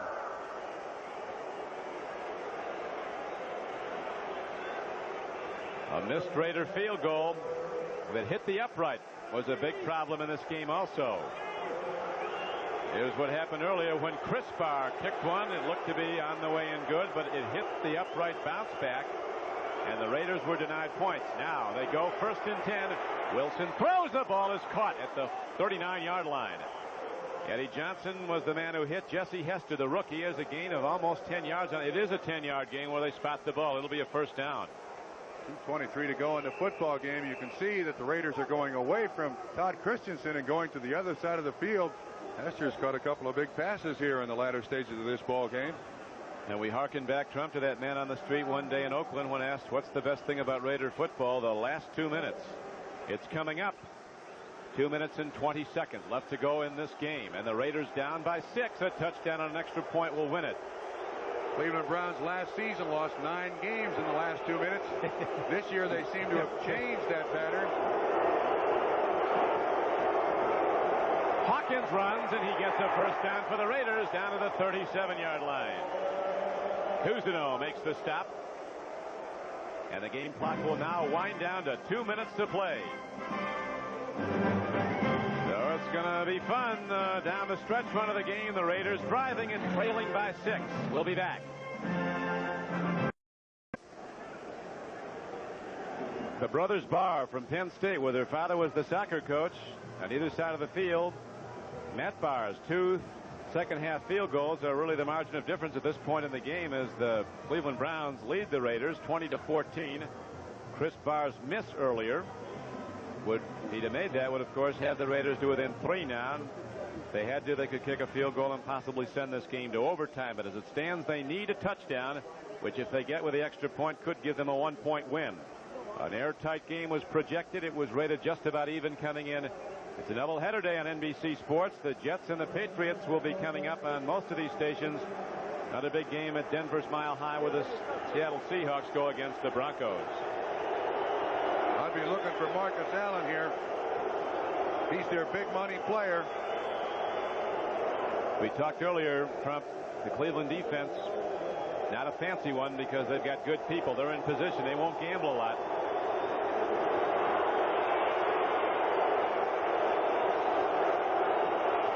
Here's a blitz. Raider throw, and it's incomplete. Don Rodgers almost had the ball. On first down, Rodgers making a diving play at the ball. The second-year man from UCLA. Intended for Marcus Allen out of the backfield. Good coverage by the Cleveland Browns. Wilson tries to put this right in between the two defensive players. Almost picked off by Rodgers. When you throw it in Mr. Rodgers' neighborhood, you're taking a chance. AFC Defensive Rookie of the Year. Now, second down and 10 for the Raiders. They trail by 6 with less than 2 minutes to play. Penalty marker as the strike is made to Todd Christensen down to the 28-yard line. Looks to be just short of a first down. We'll see where they spot it. I think they got Frank Minifield lining up offside. They'll take the play then. Second down and 10. It looks like the ball is just short of a first down. If they go with the play, it'll be third down and less than a yard. Oh, they call it against the Raiders. Minifield looked like he was lined up offsides, trying to really get up there in the receiver's face. Illegal motion number 85, 5 yards and second down. Doki Williams. And that's where Frank Minifield was. Minifield was so tight on him. Doki got a little antsy there. I'll tell you, we got a full house, almost 80,000 here, and nary a party is left yet. We're going down to the final gun, it looks like. 1:47 to play. Raiders down by 6. Second and 15. Wilson arcs the ball to Marcus Allen. It's incomplete at the 24-yard line. Now while they realign, let's go to Ahmad Rashad at NFL 85. Ahmad? All right, Don. 19 seconds left to go in Minnesota. Tommy Kramer looking back, trying to find a receiver, finds Leo Lewis, a 26-yard touchdown. Vikings lead 21-14. I taught Leo well, Don. You sure did. You taught him real well, and that's the old trapper. Bud Grant's got those guys back on track, doesn't he? Up in Minnesota? Got that right. Once again, watch this play. Great coverage by Banks. He's not looking back, but there doesn't appear to be any contact on Marcus Allen before the ball gets there. Banks, one of the few players who could cover a running back out of the backfield. Right now, they only cheers the Raiders here from their sideline.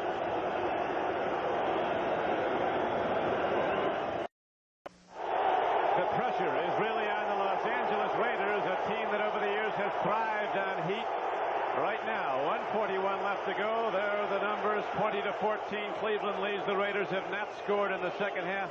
And when they put the ball in play, the Raiders have third down and 15 coming up at the Cleveland 42. Fans are a big part of this game right now. Wilson going the line of scrimmage. It appears he wants to call a play from the line of scrimmage. He can't get the signals out because the fans are so loud. They'll start up again as the Raiders go to the line of scrimmage. Once again, that reception and good defensive play by Chip Banks. Watch right at the end of it. Is Banks interfering? The officials say no. So the Raiders set up. Nothing but a big play now will carry this team. Marcus Allen, the lone setback. They flex out the tight end Christensen. He's to the left. Guy's got the dog mask on all day. Wilson can't call the signals. He's probably going to call a play at the line of scrimmage. It's never going to get any better. Browns coaches are calling for quiet. I'll tell you one thing. Wilson's milking this a little bit because he is right up underneath the center. which is a very wise thing to do. Yes. 3rd and 15. It's good for a first down. The Raiders get the first down to the 25-yard line. Mark Wilson under pressure guns a line drive throw and just off the turf. Dokie Williams goes to both knees to take it in. A 17-yard gain, and the Raider drive is alive. 1:20 to play. Raiders trail by 6.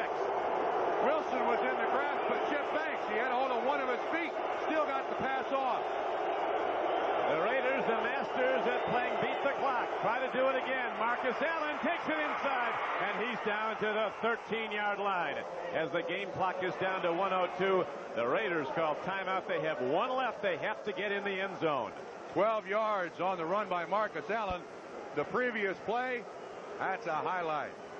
That's a season highlight. Wilson, as hurt as he is, the lack of respect he gets. Chip Banks on a blitz from the outside against Bruce Davis. Now watch, he reaches out. He's got his hand on his leg. Wilson is almost going down. Still able to get the ball off. A big reception for a first down. And why wasn't he ruled in the grasp? Wilson 14 of 30, 205 yards, a touchdown, and an interception. I think that was a live play. I think you have to have a little better grasp of that. Well, if you're a Cleveland Brown fan, he was in the grasp. Okay. So the Raiders, tell you, you know you have them beat when the gun goes off and you look up at the scoreboard and they're ahead of them. That's it. Not until then. That's it. So the Raiders now have the ball. 13-yard line of Cleveland. As you see, the clock shows 62 ticks left. 8th play of this drive for the Los Angeles Raiders. It's 20-14. Cleveland in the lead. Raiders need a touchdown. First down.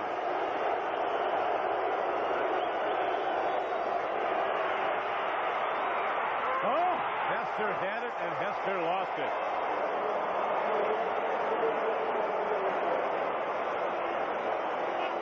He was inside Hanford Dixon.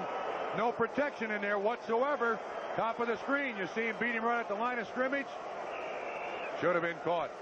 Should have been caught. It was a touchdown all the way, but Hester could not hold on, and so the down goes to 2. The line of scrimmage just inside the Cleveland 14.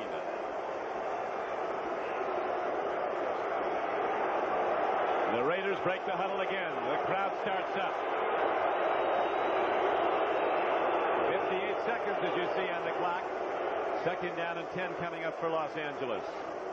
The Raiders opened the season with a 31-0 blowout of the Jets, and the Raiders were beaten badly their next 2 times out by Kansas City and then the 49ers. They've come back to win their last 3 games. You see Dokie Williams talking to Mark Wilson. Look at all those dogs. Remember at the outset of the day we showed you that play from the playoff game of 1981 when Mike Davis made the diving interception of Brian Sipe to stop the Browns, and the Raiders won that playoff game and went on to win the Super Bowl. Now the converse of that is what the Browns need. They need the big play in that open end of the field end zone. Wilson at his leisure now with the backing of the official, waiting for the crowd to quiet down. Cleveland defense trying to get quiet.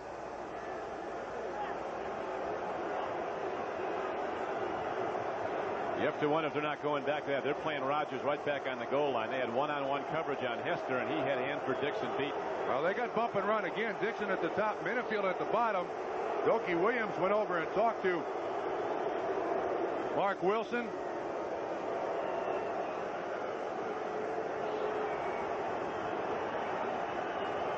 So Mark Wilson, who's thrown the ball 30 times today for over 200 yards, 1 touchdown, 1 interception, sets his team again. If Chris Barr had not missed that field goal earlier, the pressure would not be so heavy on the Los Angeles Raiders to get the ball in the end zone. A field goal would tie. We'd go to overtime. It is conceivable, as you know, Trump, that the officials can call a personal foul on the stands, but they don't leave the building alive if that happens. So we won't see one of those. There's a lot of talk, and this is really doing the Los Angeles Raiders a big favor.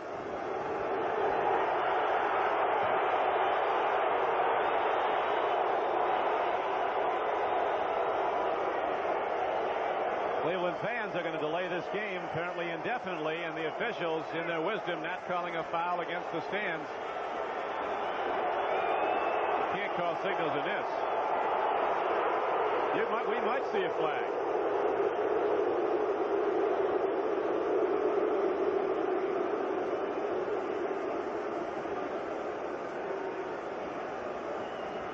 They can't throw a flag on the crowd. They can't? No, they cannot throw a flag on the crowd. It's never been done? Well, I don't know if it's ever been done. I think it has. But in the rules today, you can't throw a flag on the crowd. We could be here till Thursday. Now they're starting to throw things on the field. So we'll try again. Marty Schottenheimer trying to keep his people down, his backers, his dogs in the stands.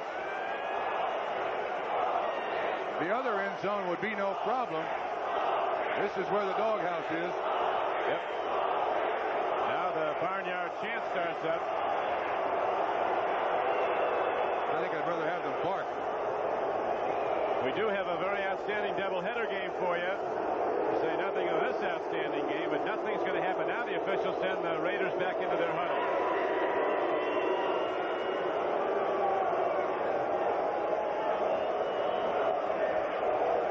So 58 seconds still on the clock, and still second down and 10 arising for the Los Angeles Raiders at the 14-yard line of Cleveland. The Raiders trailing in the game 20-14. A dog bone. He's got his dog bone.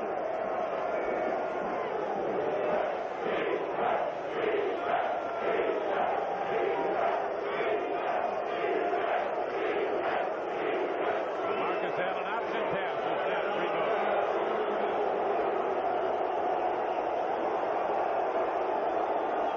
Now the noise levels come down a little bit.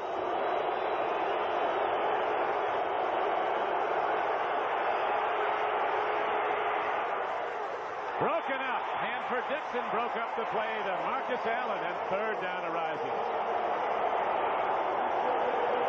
52 seconds to play. This ball slightly underthrown. There's great coverage by the Cleveland Browns. Just outstanding coverage. Dixon just able to get his hand in there at the last second to knock the ball away. Maybe that Marcus Allen option pass is a good idea right now. Boy, this is really tough for the Raiders, trying to call signals as that heavy noise picks up again.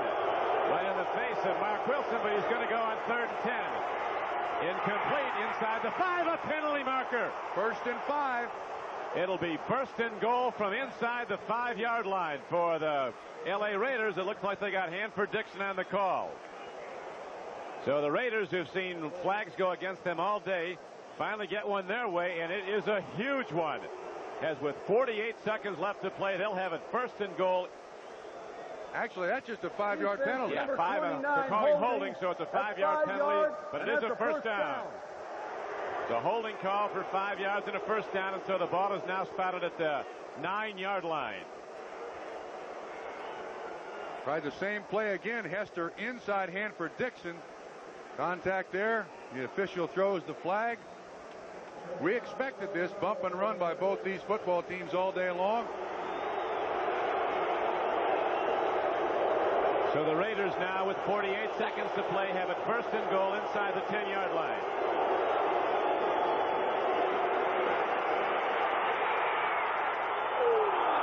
Would have been intercepted, but Hanford Dixon on the wet turf lost his footing going for the ball as Wilson was under pressure, so it falls as an incomplete pass. And 3rd down. 2nd down comes up now for Los Angeles. Boy, you talk about a gutty call. Cleveland Browns defense came with a blitz. Al Gross, the strong safety was right in Mark Wilson's face. Al Davis has been through a lot of these, but this is as tough as any.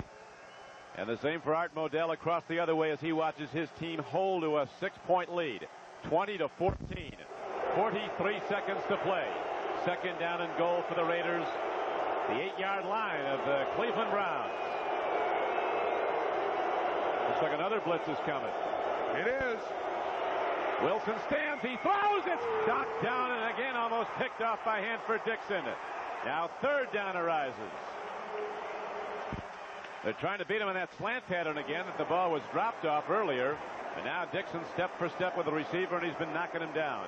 That time he shouldn't have thrown the ball to Hester. Hester was covered very well by Hanford Dixon. Whoa. Eddie Johnson right there underneath. Timeout now, the Los Angeles Raiders. Mark Wilson goes to the sideline. Now you got to go to the last page of the playbook, Don. You really do. You've tried just about everything that you can to get the ball in the end zone. I look for trickery here. Take that down that bag of tricks. The Allen option pass is one that they have. 2 downs left, and they've got to take it in with 39 seconds to play. The Raiders are down by 6. Chris Barr, the place kicker for the Raiders, does have 1 missed extra point this year. Extra point looms very large. The Raiders first have to get it in the end zone.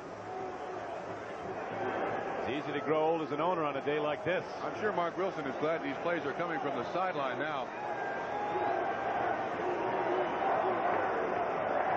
What do you do? What do you do? I think you just flood the end zone with people and try to get it off. I'd go to Christensen. Of course, the Browns are thinking that too, probably, huh? 12th play of the drive coming up. Ball positioned at the 8-yard line. 5-yard penalty for holding against the Cleveland Browns gave the Raiders 4 new downs, but so far they've been unsuccessful on the first 2 tries at the end zone.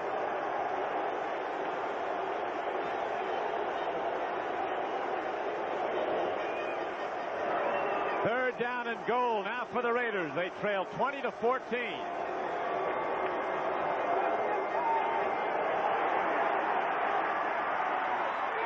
Broken up by Hanford Dixon. Dokie Williams was the man they were going to, but Hanford Dixon has made 3 consecutive plays now after he was beaten, but not burned when the ball was dropped.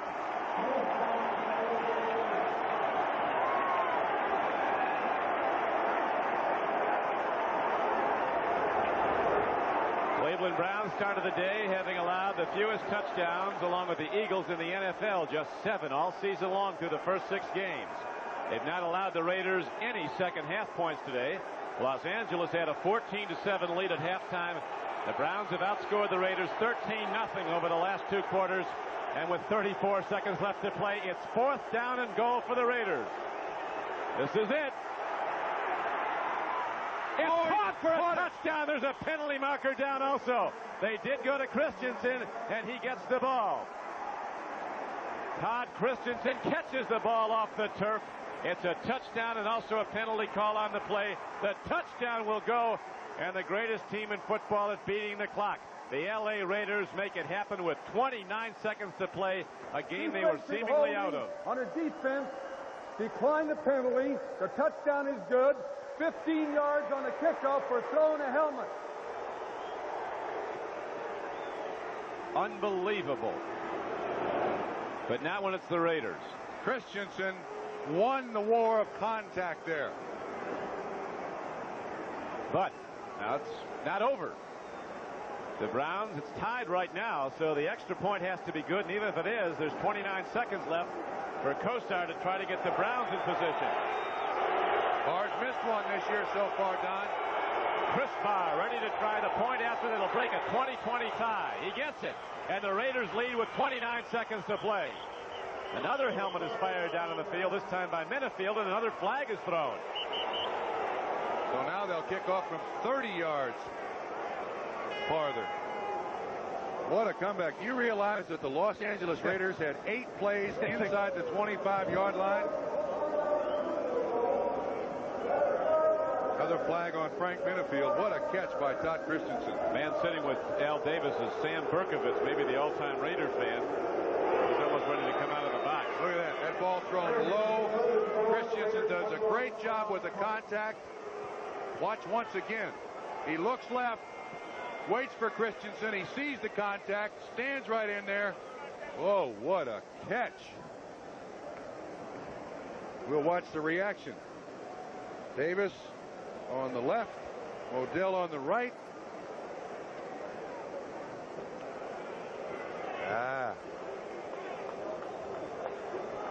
Story of the day in microcosm is Davis impassive. He's been through this so many times. So is Art Modell, but a bitter disappointment, but not done yet. 29 seconds to play in the game. Christensen does a great job of just bouncing off the man in coverage. Tight ends are supposed to win that.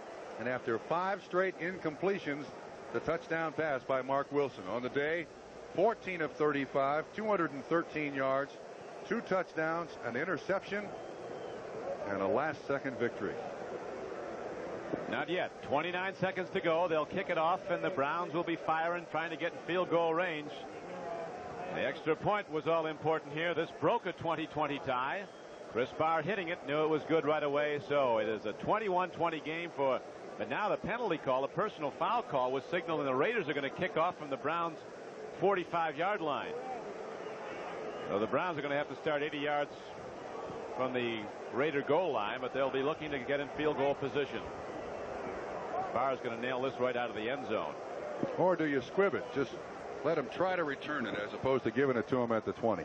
Well, it could happen too. If I were the Cleveland Browns. It's unbelievable. They expect to do this, these guys. Yeah. If I were the Cleveland Browns, I'd try a reverse, a pass, something. You only have 29 seconds left. This has got to be spectacular here, whatever they do. How many plays can you run? Pass plays in 29 seconds.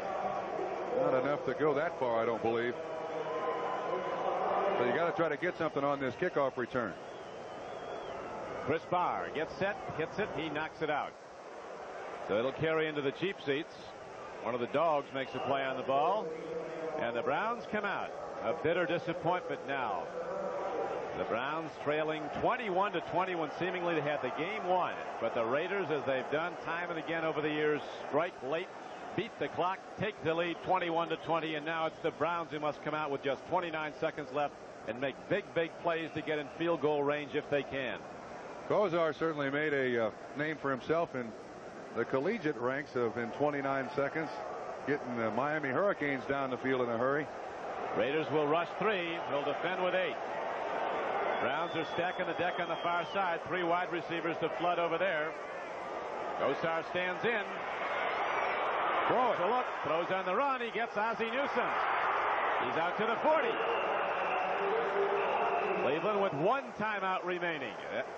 Remember, they used one earlier in the half when Kosar didn't like an alignment, came over to get some counsel, but they do have 1 timeout remaining with 20 seconds left to play. A 20-yard gain on that play. When you run out of timeouts, that takes the middle of the field away from you. Buffalo Bills finally win a game, 21-9 over the Colts. The only problem is nobody in Buffalo will know it with 22,000 people there. That's right. 79,000 here today. And right now, they're waiting to see what's going to happen. 20 seconds left to play. The ball at the 40-yard line. The Cleveland Browns under the gun. I wonder if the Cleveland Browns have the hook and lateral pass in. A play run by Miami a number of years ago. You had that game against San Diego. This would be an excellent time to run the hook and lateral. They got to do something sideline. They got 1 timeout left. They really can't. I don't know if they can use the middle of the field. That's what's open now. If they use it, they'll have to call another timeout. And then they'll be out of them. 20 seconds to play. Well, they can't really call a timeout, and you can't really aim towards the sideline. Again, the Browns stack the deck, this time near side, as Kosar against a 3-man rush stands in. Fires over the middle. It's incomplete at the 45-yard line. John Jefferson claims foul, but no flag comes in. And with 15 seconds left and 1 timeout left, it's 2nd down now for Cleveland. The Browns trailing 21-20. A doubleheader day on NBC Sports. We'll be switching after this immediately to the Jets at New England game or to the Seattle at Denver game. Well, we're going to find out how strong Bernie Kosar's arm is in the next couple of plays. He's got to wing it as far as he can get it and hope for a flag. Phenomenal reception by Todd Christensen on his knees in the end zone. Brought the Raiders back. That tied the game. Then the extra point by Chris Barr was good, and the Raiders have a 1-point lead. Kosar loops one out. Biner has the ball, heading for the sidelines. He gets out at midfield. 7 seconds is all that remains, though. It used a lot of time.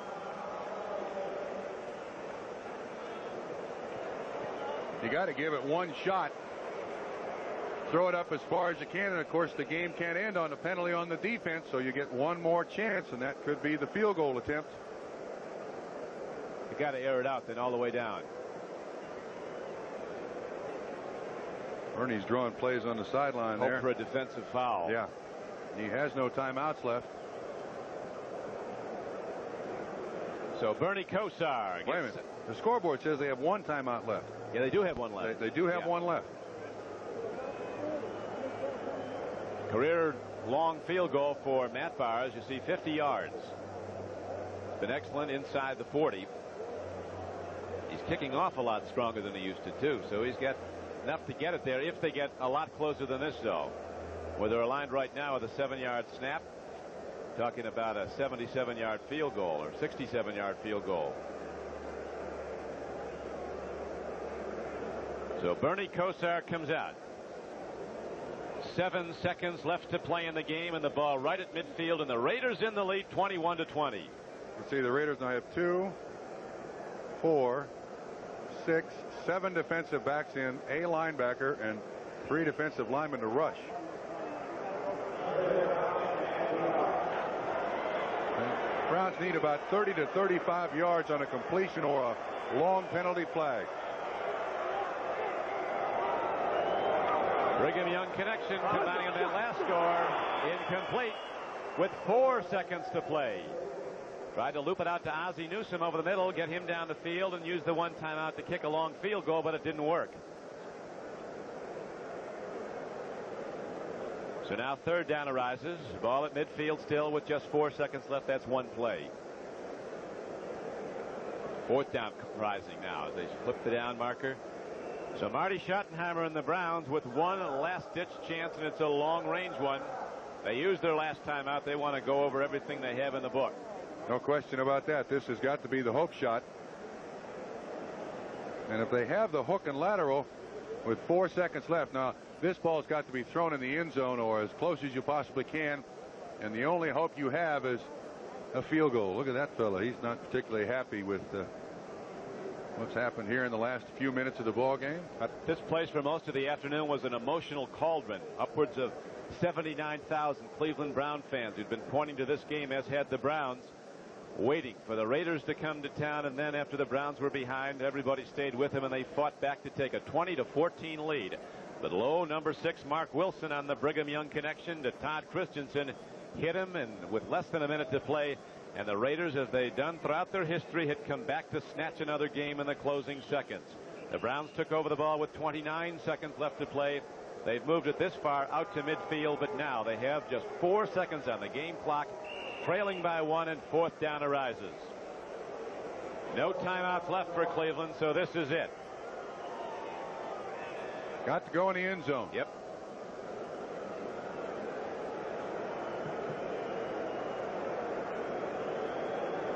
All they can do is fire it as far as they can. Too long for a field goal attempt. Swing pass going out of bounds. Oh, they're going to get. They rule it's over. The game is out. They were trying to get ready for a long field goal attempt, trying to get another playoff inside of 4 seconds, and they couldn't do it. And so the Raiders extend their win streak to 4 straight. A dramatic come-from-behind victory. Los Angeles 21, the Browns 20. For Bob Trumpy, this is Don Criqui. Glad you could be with us.